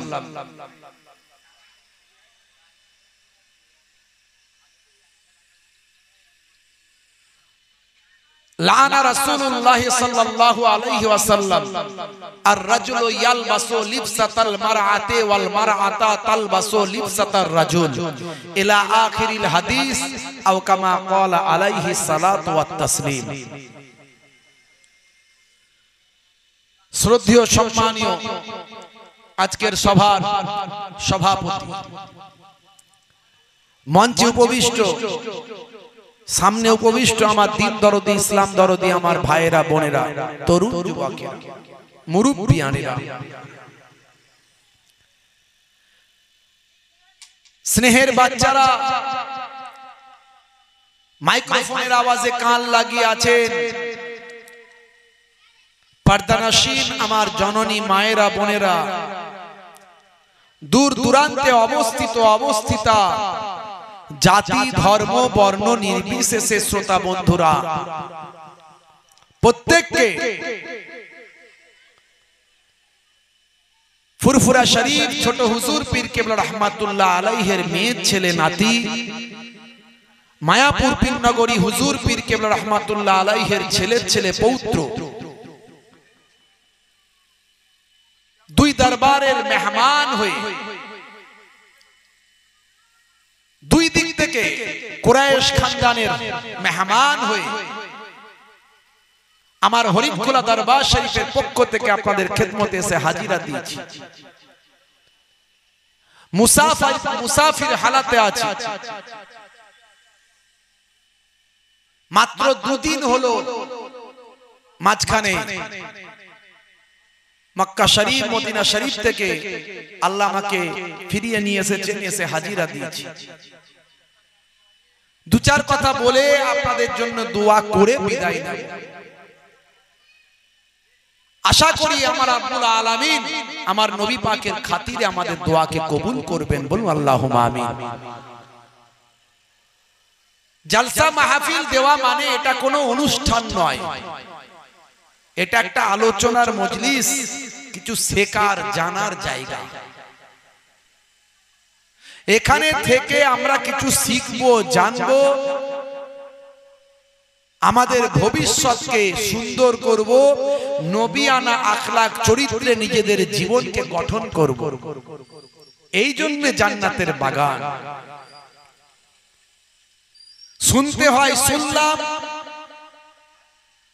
হুজুর তুই যত বলবি বল, আমি কান করেছি হাওড়ার পোল, এদিক দিয়ে ঢুকবে আর ওদিক দিয়ে বেরিয়ে যাবে, ও শুনে কিছু লাভ নাই। তবে শুনলে সওয়াব আছে। মেজলা হুজুর পীর কেবলা রাহমাতুল্লাহ আলাইহি, আপনাদের মেজ হুজুর কেবলা আমার মেজ নানা যান, তিনি বলেছিলেন বাবা গান শুনলে যদি গুনাহ হয়, ওয়াজ শুনলে নেকি আছে, তবে আসল উদ্দেশ্য পূরণ হবে না যদি আমল না করে। গোর গোর সওয়াল, গোর গোর জবাব। আপনার কবরে আমি যাব না, আমার কবরে আপনি আসবেন না। আজ মারা গেলে কাল দুদিন হয়ে যাবে, 3 দিন পরে আর কেউ খবর রাখবে না। আস্তে আস্তে নিজের অতি আত্মীয় স্বজন আপনজনরাও ভুলে যাবে। যদি কোনো নেক সন্তান রাখতে পারে, ওই নেক সন্তানটা প্রত্যেক শুক্রবারে জুম্মার নামাজের পরে বাপ মায়ের কবরটা যদি একটু জিয়ারত করে, হাদিস পাকে এসেছে আও তারাকা ওয়ালাদান ইস্তাগফির লাহু বাদা মাউতিহি, নেক সন্তানের ওসিলায় বাপ মা কবরে পড়ে পড়ে সওয়াব পায়, কিছু লাভ আছে। আর নেক সন্তান যদি না রাখতে পারে, ছোট্টবেলায় ছেলেকে যদি একটু কোরআন মাজিদের এলেম যদি না দিতে পারে, হাদিস পাকের এলেম যদি না দিতে পারে, নামাজের তালিম যদি না শেখে, পিতামাতার সম্মান আদব ইজ্জত যদি না জানে, হারাম হালালটা যদি না চেনে, তাহলে বাপের কবরে ধার দিয়ে মোটরসাইকেল ধরে হাইব্রিড সিগারেটের ধোঁয়া মেরে বেরিয়ে যাবে। কথা ঠিক না ভুল? আর বাপ কবরে পড়ে পড়ে বলবে বেটা আমার বুক ফুলিয়ে কবরের ধার দিয়ে যায়, মুক্তি পাওয়ার আশা করি ফিরে। বেটা আমার কবরের ধার দিয়ে বুক ফুলিয়ে যায়, মুক্তি পাওয়ার আশা করি ফিরে নাহি চাই। বেটা আমার বুক ফুলিয়ে কবরের ধার দিয়ে যায়, মুক্তি পাওয়ার আশা করি ফিরে নাহি চাই। উঠে যদি যেতে পেতাম খোদার রাহে ধন বিলায়ে দিতাম, উঠে যদি যেতে পারতাম খোদার রাহে ধন বিলায়ে দিতাম, আর দুনিয়ার বুকে লাথি মেরে কবরে আসিতাম। খালি মরতে দেরি, কবরে ঢোকাতে দেরি নাই, আর ছেলেদের ভাগ বটোয়ারা করতে দেরি নাই, খালি মরতে দেরি। বাপ এখনো বেঁচে আছে, ছেলেরা বলে আগে ভাগ হবে তারপরে বাপকে কবরে দেয়া হবে। একদিন দুদিন কেটে যাচ্ছে, ভাগ আর হচ্ছে না, বাপ আর কবরে ঢুকছে না। গ্রামের লোক পারে না, শেষ পর্যন্ত নেতা টেতা গ্রামের সব লিডার ফিডার এসে বুঝিয়ে বুঝিয়ে তোদের ভাগ ঠিকঠাক করবো রে, আগে বাপটাকে কবরে দে, পচে গন্ধ বেরোবে। কথা ঠিক না ভুল বলে? এরকম ঘটনা ঘটেছে না ঘটেনি? ইন্টারনেট খুলুন, কত পাবে। হ্যাঁ, হাই রে হাই, হাই রে হাই, কি জামানা এলো, আখেরি জামানা। কোন জায়গায় আমরা পড়ে গেছি বাপ। এখন সেই বাপের ভালোবাসা, বাপের মহাব্বত, মায়ের মহাব্বত, হক হুকুকগুলো আমরা ভুলে গেছি। মুসলমান একটু আমাদের ভাবতে হবে।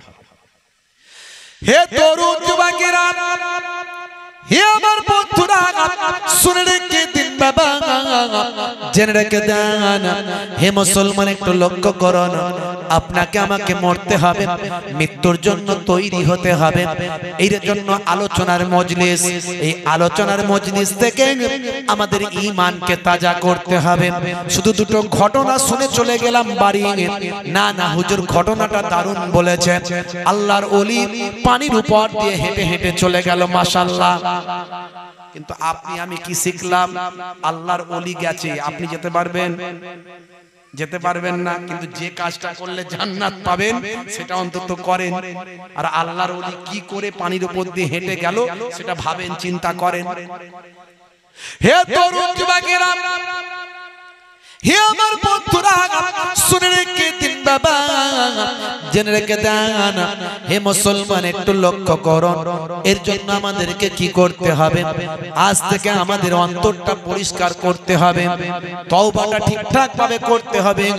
আমার আল্লাহ কোরআন মাজিদের ভিতরে বললেন, ইয়া আইয়ুহাল্লাযীনা আমানু তুবু ইলাল্লাহি তাওবাতান নাসুহা। জোরে হবে না? হে দুনিয়ার মানুষ, হে বিশ্বাসী বান্দারা, তোমরা তাওবাতান নাসুহা করো, অর্থাৎ অন্তর থেকে তওবাটা করো, অন্তর থেকে আজ থেকে ঠিক করে নাও, গুনাহ আর করব না, অপরাধ আর করব না, বেনামাজি আর আজ থেকে হব না, মুখের দাড়ি কেটে একেবারে ছেটে শেষ করে দেব না, অল্প হলো মুখের দাড়িটা নবীর সুন্নত বলে রাখব। আজ থেকে ওয়াদা করো সুদের কারবার করব না, আজ থেকে ওয়াদা করো ঘুষ আর কখনো আমি নেব না, ওজনে আর কাউকে ঠকাবো না, মিথ্যা কথা আমি আর বলবো না।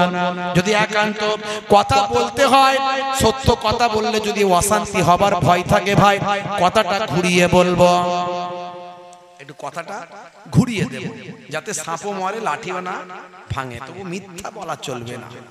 মিথ্যা হলো সমস্ত গুনাহের মা, মিথ্যা হলো সমস্ত গুনাহের মা। মাঝে মাঝে আমাদেরকে লোকে জিজ্ঞাসা করে, হুজুর কত দূরে আছেন? বুঝতে পারছেন? তার মানে আমি যদি বলি যে আমি হারুয়া বাজারে আছি, আমরাডিঙ্গির লোক হিসাব করে ফেলবে যে হারুয়া বাজার থেকে আমরাডিঙ্গিতে আসতে 15 থেকে 20 মিনিট লাগে, তো হুজুরের 40 মিনিট দেরি হচ্ছে কেন?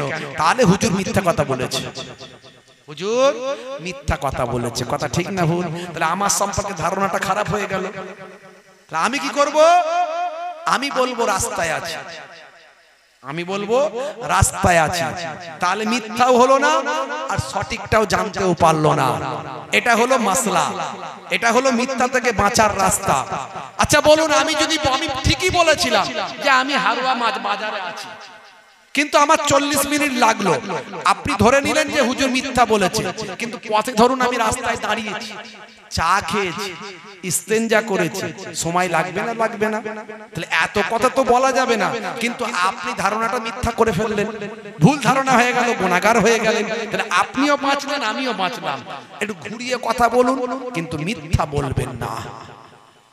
হে তরুণ যুবকেরা, হে আমার বন্ধুরা, শুনে রেখে দিন বাবা, জেনে রেখে দেন, জেনা ব্যভিচার করবেন না, জেনা ব্যভিচার থেকে বাঁচুন। লটারির টিকিট কাটবেন না, লটারি খেলে ভাগ্য পরীক্ষা করবেন না। গত পরশুদিন জলসা করেছি, বলছে হুজুর সবই ঠিক আছে, সব রকমের ডোজ আপনি দিয়েছেন, কিন্তু লটারিটা নিয়ে একটু বললে ভালো হতো। আমি লটারির খবর আমাদের জানা নাই, তোমরা আগে বলবে আমাকে। হ্যাঁ, এখন লটারির টিকিট কেটে বড় লোক হওয়ার স্বপ্ন দেখে না, দেখে না। হুজুর 2 টাকায় 1 কোটি, সর্বনাশ। 2 টাকায় যদি 1 কোটি হয়, কে না চায়? ওর দুনিয়া আখিরাত বরবাদ হয়ে যাবে। লটারি খেলা ইসলামে হারাম করা হয়েছে। আল্লাহ তোমাকে বুদ্ধি দিয়েছে, বিবেক দিয়েছে, হাত দিয়েছে, শক্তি দিয়েছে, ক্ষমতা দিয়েছে। আল্লাহর উপর তাওয়াক্কুল করো, মসজিদে গিয়ে নামাজে সিজদায় গিয়ে পড়ে পড়ে কাঁদো, আয় আল্লাহ আমি আমার হালাল ইনকাম করার চেষ্টা করছি, তুমি আমাকে গায়েবী মাদাদ করো। দেখবে সবর করো, ধৈর্য ধারণ করো, আস্তে আস্তে তোমার ব্যবসাতে আমার আল্লাহ বরকত দেবেন। আর এই বরকতটা তোমার লংজিভিটি হবে, তোমার ব্যবসাটা সঠিক হবে। কিন্তু আজকে তুমি 5 লাখ পেয়ে গিয়েছো, তুমি জানো না কোনটা দিয়ে তোমার বরবাদ হবে। দুনিয়াতেও বরবাদ হতে পারে, আর দুনিয়াতে যদি বরবাদ না হয় আখিরাতে বরবাদ হবে। হে তরুণ যুবকেরা, এই আলোচনাগুলো মজলিসে দরকার আছে না নাই? জোরে বলেন। হয়েছে ক্যান্সার আর খাওয়াচ্ছে ডাইজিন বড়ি গ্যাসের, রোগ ভালো হবে? জোরে বলেন। হয়েছে ক্যান্সার, ওকে রে দিতে হবে, রে। ও রে না দিয়ে ডাইজিন বড়ি খাওয়াচ্ছে, গ্যাসের অম্বলের বড়ি খাওয়াচ্ছে। বুঝতে পারছেন? ও কোনোদিন ক্যান্সার ভালো হবে না। হ্যাঁ, পাতলা পায়খানা হচ্ছে, ওকে মেট্রোজিল 400, 500, 600 না খাইয়ে ওকে ক্যালপল জ্বরের বড়ি খাওয়াচ্ছে, জ্বরের ওষুধ খাওয়াচ্ছে। পায়খানা বন্ধ হবে বাবা? হবে না। তাহলে যার যেটা রোগ সেটাকে ঠিক করতে হবে। হে তরুণ যুবকেরা, গীবত করবেন না, চগলখড়ি করবেন না, চায়ের দোকানে বসে বসে এ খারাপ ও খারাপ সে খারাপ করবেন না। নিজের আমলকে নিজেকে বাঁচানোর চেষ্টা করুন। আখিরি জামানা ফিতনা ফাসাদের যুগ। হে তরুণ যুবকেরা, হে আমার মুরব্বিয়ানেরা, কিয়ামতের আলামত বাবা শুরু হয়ে গেছে বাপ। চারিদিকে অশান্তির দাবানল চলছে, হাতে হাতে বাবা গান বাজনা ঢুকে গেছে না যায়নি? ঘরে ঘরে গান বাজনা ঢুকে যাবে, অশ্লীলতা ঢুকে যাবে। আল্লাহর নবী বলে দিয়েছেন হাদিস, ঘরে ঘরে ঘরে ঘরে, পকেটে পকেটে। কথা ঠিক না ভুল? বলেন বাপ, কথা ঠিক না ভুল? এই মোবাইল সবাই জানে যে দাজ্জাল আসবে, দাজ্জাল আসবে। এই দাজ্জালের একদিকে থাকবে জান্নাত, একদিকে থাকবে জাহান্নাম। আমি বলি সে দাজ্জাল কখন আসবে আল্লাহই মালুম, কিন্তু তার থেকে ছোট দাজ্জাল এখন এসে হাজির হয়েছে। এটা হলো ছোট দাজ্জাল। এর ভিতরে সব আছে, গান বাজনা অশ্লীলতা আছে না নাই? যে যেমন ভাবে ব্যবহার করবে, বাজানেওয়ালা যেমন বাজাবে বাঁশি তেমন বাজবে। কথা ঠিক না ভুল? এর ভিতরে কোরআন হাদিস, নবীর নবী পাকের জীবনী, ওয়াজ নাসিহাত, গজল কেরাত আছে না নাই?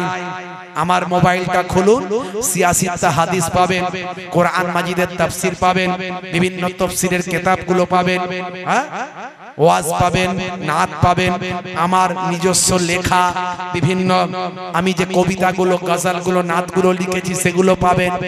আর আপনার মোবাইলটা দেখি কি আছে? হ্যাঁ, আজকে তুমি বেঁচে আছো, কাল তো মরে যেতে পারো। কথা ঠিক না বল? তুমি মরে গেলে এই মোবাইলটা তোমার বাপের হাতে যাবে, ভাইয়ের হাতে যাবে, বোনের হাতে যাবে। তারা খুলে দেখবে মোবাইলে কি আছে, দেখবে অশ্লীল ভিডিও আছে না নাই? তোমার সম্মানটা থাকবে বাপ, তোমার সম্মানটা থাকবে। হ্যাঁ, সময় থাকতে ডিলিট করো, সময় থাকতে ডিলিট করো। খালি মোবাইল ধরলি ফ্রি ফায়ার, পাবজি, খালি ঢিডি ঢিডি ঢিডি গুলি চালিয়ে যাচ্ছে, আছে না নাই? এই জলসার মজলিস হচ্ছে, কিছু ছেলে দেখবেন আদারে পাদারে পাদারে, মাছ বাগানের ধারে, পুকুরের পারে, নদীর ধারে খালি বসে বসে গুলি চালাচ্ছে, online game, DD DD DD DD DD DD. হ্যাঁ, সব হারাম। এর আগে আমি বলেছি হারাম এগুলো। সময় থাকতে এগুলো ডিলিট করো। হে তরুণ যুবকেরা, হে আমার বন্ধুরা, যদি না মানো তাহলে বিপদে পড়বে। নবী আর আসবে না বাবা, নবী আর আসবে না। নবী আসার দরজা বন্ধ হয়ে গেছে, এখন আর নবী আসবে না। এখন কেবল মাত্র প্রকৃত আলেমে হাক্কানি আসতে থাকবে। আলেমে হাক্কানিদের চিনতে হবে, যাদের মনের ভিতর কোনো হিংসা থাকবে না, যাদের মনের ভিতর কোনো বিদ্বেষ থাকবে না, যারা গীবত করবে না, চগলখড়ি করবে না। প্রকৃত আলেমে হাক্কানি কাকে বলা হয়? জুব্বার নাম আলেম নয়, দাড়ি টুপির নাম আলেম নয়, কোরআন হাদিসের কথা বলার নাম আলেমে হাক্কানি নয়। মনে রাখবেন, যার চেহারা খানা দেখলে আল্লাহ এবং রাসূলের কথা মনে পড়ে, তিনি তো প্রকৃত আলেমে হাক্কানি। ইবলিস শয়তানের থেকে বড় আলেম কেউ ছিল না বাপ। হ্যাঁ, বড় আলেম কেউ ছিল না, বড় ইবাদতকারী কেউ ছিল না। হাক্কানি আলেম চিনতে হবে বাপ। যেমন উকিল চিনেছিলেন, ডাক্তার চিনেছিলেন, হ্যাঁ, ব্যবসা চিনেছিলেন, দোকান চিনেছিলেন, জায়গা চিনেছিলেন, তেমন হাক্কানি আলেম চিনুন। সেই আলেমগুলোর সঙ্গে সম্পর্ক রাখুন। আর কে কি করছে, কোন হুজুর খারাপ, কোন বক্তা খারাপ, কোন মাওলানা খারাপ, এ আমার আপনার দেখে লাভ নাই বাপ। এ আমার আপনার দেখে লাভ নাই। এই চায়ের দোকানে বসে বসে শুধু এই হুজুর অমুক করেছে, ওই হুজুর ওটা খারাপ বলেছে, ওই হুজুর অমুক বলেছে, এ চলছে না চলেনি? জোরে বলেন, চলছে না চলেনি? নিজের আমল নিজে নষ্ট করছে। কোন হুজুর কি করলো, কোন মাওলানা কি করলো, কোন নেতা কি করেছে, হ্যাঁ, খালি এই সব চলছে। ভাই আমার, অমুক হুজুর অমুক কথা বলেছে, ওই শওকত মোল্লা সাহেব অমুক কথা বলেছে, এসব কথাই কান না দিয়ে নিজের চরকায় আমরা তেল দিই, নিজের ঈমান আমলকে বাঁচাই যদি বাঁচতে চাই। এগুলো ফিতনা। এগুলো কি? এগুলো ফিতনা। এগুলো হচ্ছে মিষ্টির রস। এগুলো কি? মিষ্টির রস।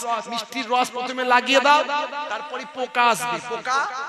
পোকা আসবে, ওই পোকাকে খেতে টিকটিকি আসবে, পোকাকে খেতে টিকটিকি আসবে, টিকটিকি খেতে ইঁদুর আসবে, ইঁদুর এসে সেই ইঁদুর মিষ্টিতে পড়ে যাবে, মিষ্টিটাই বরবাদ হয়ে যাবে। কথা ঠিক না ভুল? এগুলো হচ্ছে মিষ্টির রস। খুব সাবধান, খুব সাবধান আমি করে দিয়ে গেলাম। হে তরুণ যুবকেরা, হে আমার বন্ধুরা, শুনে রেখে দিন বাবা, জেনে রেখে দেন, আল্লাহর নবী বলেছেন আখেরি জামানায় ফিতনা ফাসাদ চারিদিকে চালু হয়ে যাবে, চারিদিকে ফিতনা শুরু হয়ে যাবে। এই ফিতনা ফাসাদ যখন চালু হয়ে যাবে, চারিদিকে অশান্তি যখন শুরু হবে, মনে রাখবে এটা কিয়ামতের আলামত। হে তরুণ যুবকেরা, হে আমার বন্ধুরা, শুনে রেখে দিন বাবা, জেনে রেখে দেন, আল্লাহর নবী বললেন মান তামাসসাকা বিসুন্নতি ইনদা ফাসাদি উম্মতি ফালাহুল আজরু মিয়াতা শাহীদ। চারিদিকে যখন ফিতনা অশান্তির দাবানল যখন চলবেন, চারিদিকে গীবত শিকায়ত চগলখড়ি ঝগড়াঝাটি মারপিট দাঙ্গা হাঙ্গামা যখন চলবেন, সেই সময় হে আমার উম্মত উম্মতি, তুমি যদি আমি রাসূলের একটা সুন্নতকে ভালোবাসতে পারো, মন প্রাণ দিয়ে একটা সুন্নতকে আঁকড়ে ধরতে পারো, এই একটা সুন্নতের বিনিময়ে আমার আল্লাহ তোমার নামাজ আমলে 100টা শহীদের সওয়াব লিপিবদ্ধ করে দেবে। শহীদ কাকে বলে জানেন? যারা দ্বীনের জন্য, ইসলামের জন্য, এই যে আমার নবীর ভালোবাসায় যারা মার খেয়েছে, এরা যদি মরে যায় শহীদ হয়ে যাবে। এদের কোনো স্বার্থ নাই, দুনিয়ার কোনো স্বার্থ নাই, চেয়ারের জন্য নয়, গদির জন্য জয়, নেতা হব বলেও নয়। এরা নিছক গেছে, আমার নবীর অপমান করেছে, তার জন্য অন্যায়ের বিরুদ্ধে গণতান্ত্রিক পদ্ধতিতে সংবিধানকে মান্যতা দিয়ে শান্তি সম্প্রীতি বজায় রেখে এরা প্রতিবাদ জানিয়েছে। এই প্রতিবাদ মিছিলে যাদেরকে মারা হয়েছে, আঘাত করা হয়েছে, রক্তাক্ত করা হয়েছে, যদি মরে যায় শহীদ হয়ে যাবে। বুঝতে পারছেন? শহীদ যাইতাই ব্যাপার নয়, শহীদ তুমি অমর রহে, তুমি এগিয়ে চলো, আমরা পেছনে আছি। ওরে বাপ রে বাপ, 1450 বছর আগে আল্লাহর নবী বলছেন আল্লাহ কাতিল ওয়াল মাকতুল হুমা ফিন্নার, যে মরল আর যে মারল দুজনই জাহান্নামী। সাহাবীরা বললেন হুজুর, যে মরল সে কেন জাহান্নামী, যে মারল সে না হলে জাহান্নামী, যে মরল কেন জাহান্নামী? আল্লাহর নবী বললেন ওর নিয়ত ছিল খারাপ, ও চাইছিল ওকে মেরে ফেলতে, কিন্তু ক্ষমতায় কুলায়নি, ওকে না মারতে পেরে বেটা নিজে মরে গেছে, এই জন্য দুজনই জাহান্নামী।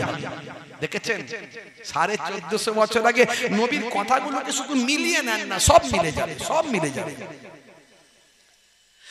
বলো আল্লাহুম্মা আমিন। কারা কারা নামাজি হবে একটু হাতটা তুলে দেখান তো দেখি। সবাই তুলবেন। ক্যান্সার হতে পারে, হার্ট অ্যাটাক হতে পারে, টিউমার হতে পারে, প্যারালাইসিস হতে পারে, অ্যাক্সিডেন্টে মৃত্যু হতে পারে। হাত তোলো, যারা হাত তুলনি হাত তোলো। নারায়ে তাকবীর, নারায়ে তাকবীর, নারায়ে রিসালাত, সিলসিলা হক মুজাদ্দিদুজ জামান, সিলসিলা হক মুজাদ্দিদুজ জামান। নারায়ে তাকবীর, নারায়ে তাকবীর। আমরা ডাঙ্গি গ্রামের ইসলামের সব, আমরা ডাঙ্গি গ্রামের সালে সব হরিণখোলা দরবার শরীফ, হরিণখোলা দরবার শরীফ, নারে তাকবীর। নামাজ ছেড়ে দেবেন না, কাজা হলে কাজা পড়বেন, দাঁড়িয়ে পড়তে পারেন না, শরীরে বিরাট কষ্ট, বসে পড়বেন, চারটি গলায় পড়বেন, পা লম্বা করে পড়বেন। যদি বসার ক্ষমতা না থাকে, মাটিতে আপনি বসেন না কোনোদিন, তাহলে চেয়ার, মাটিতে সবসময় বসেন আর মসজিদে গিয়ে চেয়ার, এটা করবেন না, বেয়াদবির খাতায় নাম উঠে যাবে। অনেককে দেখা যায় সাইকেল চালায়, সব জায়গায় যায়, সব জায়গায় বসছে, ঘরে গিয়ে খাটে বসছে, নিমে যেতে বসছে, আর মসজিদে গেলে কোমরে ব্যথা, চেয়ারে বসে বসছে। আছে না? নাই, করবেন না। জানা না থাকলে জেনে নিন। সবাই পায়ের গোড়ায় বসে থাকবে আর আপনি সিংহাসনে উপরে বসে থাকবেন, ইসলাম এটা শেখায়নি। সবাই আল্লাহর দরবারের গোলাম, আপনিও গোলাম, পাশের জন্য গোলাম। আপনি ওখানে মন্ত্রী নয়, নেতা নয়, সুলতান নয়, সম্রাট নয়। হ্যাঁ, আপনার যদি মাটিতে বসার কোথাও ক্ষমতা না থাকে, চেয়ারে বসবেন, আর চেয়ারটাকে এক ধারে নিয়ে গিয়ে বসবেন, ওই সবাইয়ের মাঝখানে, দুদিকে নিচে বসে থাকবেন, আপনি মাঝখানে সিংহাসনে বাদশার মতো বসে থাকবেন। এটা বাদশার দরবার না, এটা গোলামের দরবার, এটা মনিবের দরবার, আর গোলামরা থাকবে এখানে। কথা ঠিক না ভুল? ভাইরা আমার, দাঁড়িয়ে পড়তে পারেন না, বসে পড়বেন, বসে পড়তে পারেন না, নামাজ শুয়ে পড়বেন, শুয়ে শুয়েও পড়ার ক্ষমতা নাই, হাত পা নাড়ানোর ক্ষমতা নাই, বিছানায় পড়ে আছেন, জ্ঞান যদি থাকে ইশারায় ইশারায় নামাজ পড়বেন, নামাজ ছাড় নাই। যদি কারো নামাজ ছেড়ে যায় মারা যাওয়ার আগে, হিসাব করে তার আওলাদদের উপর কাফারা দিতে হবে। তাহলে বুঝতে পারছেন নামাজ কত গুরুত্বপূর্ণ। 1 ঘন্টা নামাজে দিন, 23 ঘন্টা কামিয়াবি পাবেন ইনশাআল্লাহ। নামাজ ছাড়বেন না। বাপ, যা মনে দুঃখ কষ্ট নামাজে গিয়ে বলুন। আল্লাহর, ওটা আল্লাহর দরবারে বলার জায়গা, আল্লাহর অফিস। ভাইরা আমার, আর এর আগেও বলেছি, দাড়ি রাখতে লজ্জা নয়। যদি কেউ চাচা বলে, আপনি ভাইপো বলবেন। আমাকেও বলেছে, আমিও ভাইপো বলেছি। জি হ্যাঁ, বুড়ো মানুষ আমাকে বলছে চাচা, তার অবশ্য দাড়ি গোপ নাই, মাথার চুলগুলো সাদা। আমার দাড়ি এমন পেকে যায়নি যে তার থেকে আমি বড়, সে আমার থেকে অনেক বড়, সে বলেছে ভাই চাচা। আমি দেখলাম এতদিন তো ইয়ং ছেলেদের ভাইপো বলেছি, এতদিন পর একটা বুড়ো ভাইপো পেয়েছি। সে আমাকে একবার চাচা বলে যে কি বিপদে পড়েছে, আমি কয়েক মিনিট ছাড়া ছাড়া তাকে ভাইপো বলছি। সে আর পালানোর রাস্তা খুঁজে পায়নি। ঠেলার নাম বাবাজি। তো চাচা বললে ভাইপো বলবেন, মনে দুঃখ করার কিছু নাই। কিন্তু মনে রাখবেন, আমি যদি লাঞ্ছিত হয়, অপমানিত হয়, লজ্জিত হয়, নবীর জন্য যদি হয়, ওটাই আমার নাজাতের জারিয়া হয়ে যাবে। কথা ঠিক না ভুল? ভাইরা আমার, এখন দাড়ি হলো ফ্যাশন। বিরাট কোহলি দাড়ি রেখেছে, হরভজন সিং রেখেছে, লিওনেল মেসি রেখেছে, নেতা মন্ত্রী খেলোয়াড় প্লেয়ার রেখেছে। আপনার কিসের লজ্জা? ছোট হলেও দাড়িটা রাখুন। ইমানের শক্তি যেদিন বেড়ে যাবে, মুহিবুল্লাহ হুসাইনির থেকে বড় দাড়ি হবে। ইমানের শক্তি যেদিন বেড়ে যাবে, আমার থেকে মুহিবুল্লাহ হুসাইনির থেকে বড় দাড়ি হবে। ততদিন পর্যন্ত যদি নবীর ভালোবাসায় দাড়িটা ছোট হলেও যদি রাখেন, কবে মরে যাবেন, কবে মারা যাব, কোনো গ্যারান্টি নাই বাপ, গ্যারান্টি নাই। মরে গেলে কবরে দেওয়ার পরে মুনকার নাকির ফেরেশতা বলবে মান রব্বুকা, দেখতে পাবে নবীর ভালোবাসায় দাড়িটা মুখে ছোট হলেও রাখা। হতে পারে তখন ওই দাড়িটাই হবে নাজাতের জারিয়া। জোরে হবে না? বিদায় নেব বাপজি। একটা জিনিস আপনাদের কাছে চাইবো, দেবেন? হাজি দেবেন? বলে কি চাইবে রে বাবু? হুজুর মনে হয় টাকা চাইবে ফের। আরে ওরা তো নজরানা দেবে হুজুরকে যা পারে, কিন্তু আমাকে আবার টাকা চাইবে না। টাকা চাইবো না, টাকা চাইবো না, ভয় নাই। একটা জিনিস চাইবো, দেবেন? দেবেন? বলেন না, হ্যাঁ করেন। দেবেন? এই কারা কারা দেবেন একটু হাত তুলে দেখান তো দেখি, কার কার সাহস আছে দেওয়ার। হাত তোলেন। অনেক ভাবে ভানুস ভাবছে দুগুনি বাবা খামাকে হাত তুলে লাভ নাই। কি জি? আরে হাত তোলেন না ভাই, আরে সবাই দেন না ভাই, কিছু টাকা পয়সা নেবো না, চিন্তা নাই, একটু দোয়া দেবেন। দোয়া দেবেন? দোয়া দেবেন তো নাকি? দেবেন তো সবাই? বলুন ইনশাআল্লাহ। মাশাআল্লাহ। আপনাদের খেদমত থেকে বিদায় নেব। আমারই পরে আমারই ছোট ভাই, মাশাআল্লাহ, ফুরফুরা শরীফ ছোট হুজুর পীর কেবলা রাহমাতুল্লাহ আলাইহির নাতি। আগা এই নাতি মানে তো পীরের আওলাদ নাকি না? কথা ঠিক না ভুল? তা আপনাদের কি বলতে হবে, একটু পীরের আওলাদরা এলে একটু আদব টাদব করতে হয় তো নাকি? এগুলো কি হুজুররা কেউ শেখায়নি নাকি আপনাদেরকে? কি জি? একটু দাঁড়িয়ে সম্মান, অন্য কিছু নয়। আপনি আমাকে ওনাকে সম্মান করছেন না, করছেন ছোট হুজুরকে সম্মান। কথা ঠিক না ভুল? করছেন পিন্নাগরি হুজুরকে সম্মান, ওলিদের সম্মান করছেন। বাপজি আমার, এই ওলিদের সম্মান করলে আল্লাহ আপনারও সম্মান বাড়িয়ে দেবেন, বুঝতে পারছেন ভাইরা আমার। যাই হোক, আপনাদের খেদমত থেকে বিদায় নেব। আমার ছোট ভাই এসেছেন, আলোচনা করবেন, ওয়াজ নাসিহত করবেন, আপনারা ধীরে ধীরে ভাবে বসে শোনেন, আমার জন্য দোয়া রাখবেন, আমি আপনাদের জন্য দোয়া রাখি। ওই ভাইয়ের একটা নাত আশা করেছিল, ওটা আজকে আর হলো না, পরে ইনশাআল্লাহ হবে, কোন একদিন হবে। ভাইকে বসিয়ে রেখে আর বলবো না।